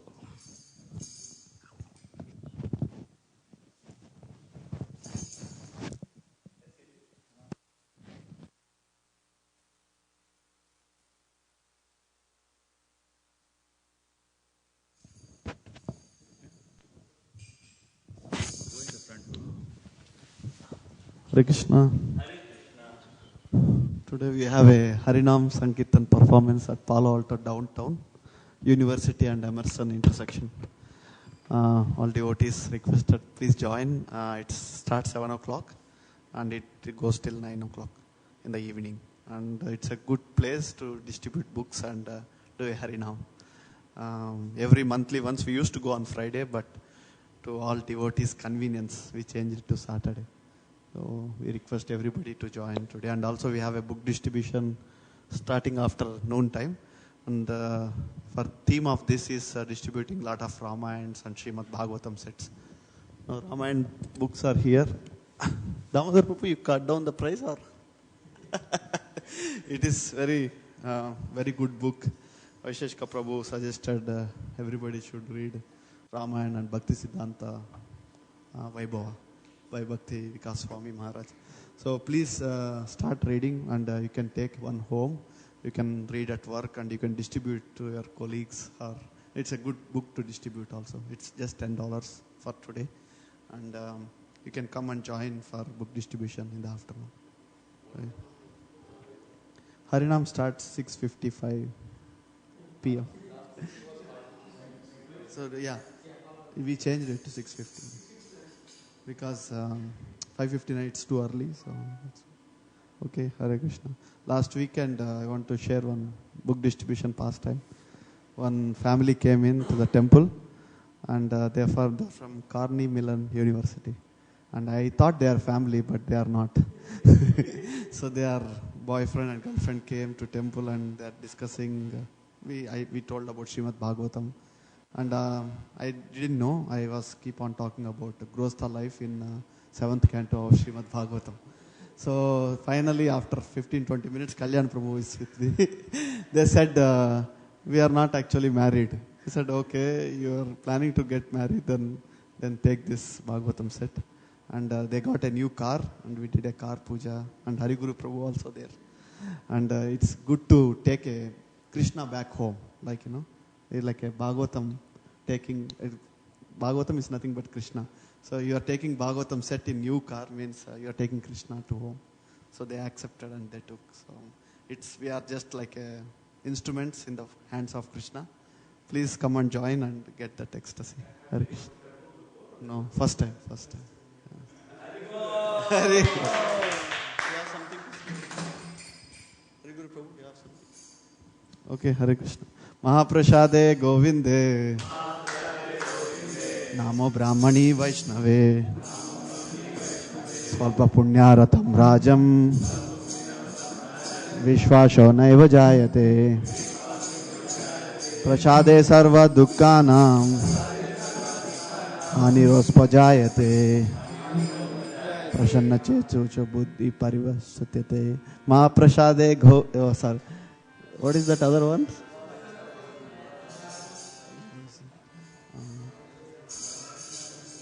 I forgot the Bengali prayer.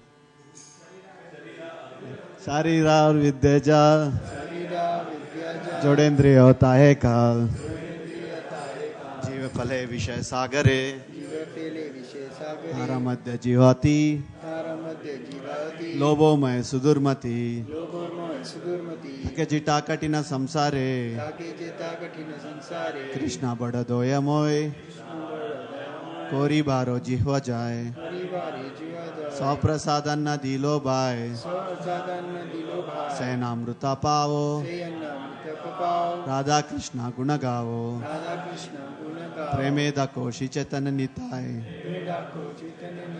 Jani Mai Jani Tai Hare Krishna Krishna Krishna Hare Hare Hare Ram Ram Ram Hare Hare. Shri Radha Madan Mohan Mahaprasadam ki. Please come take prasadam. Hare Krishna.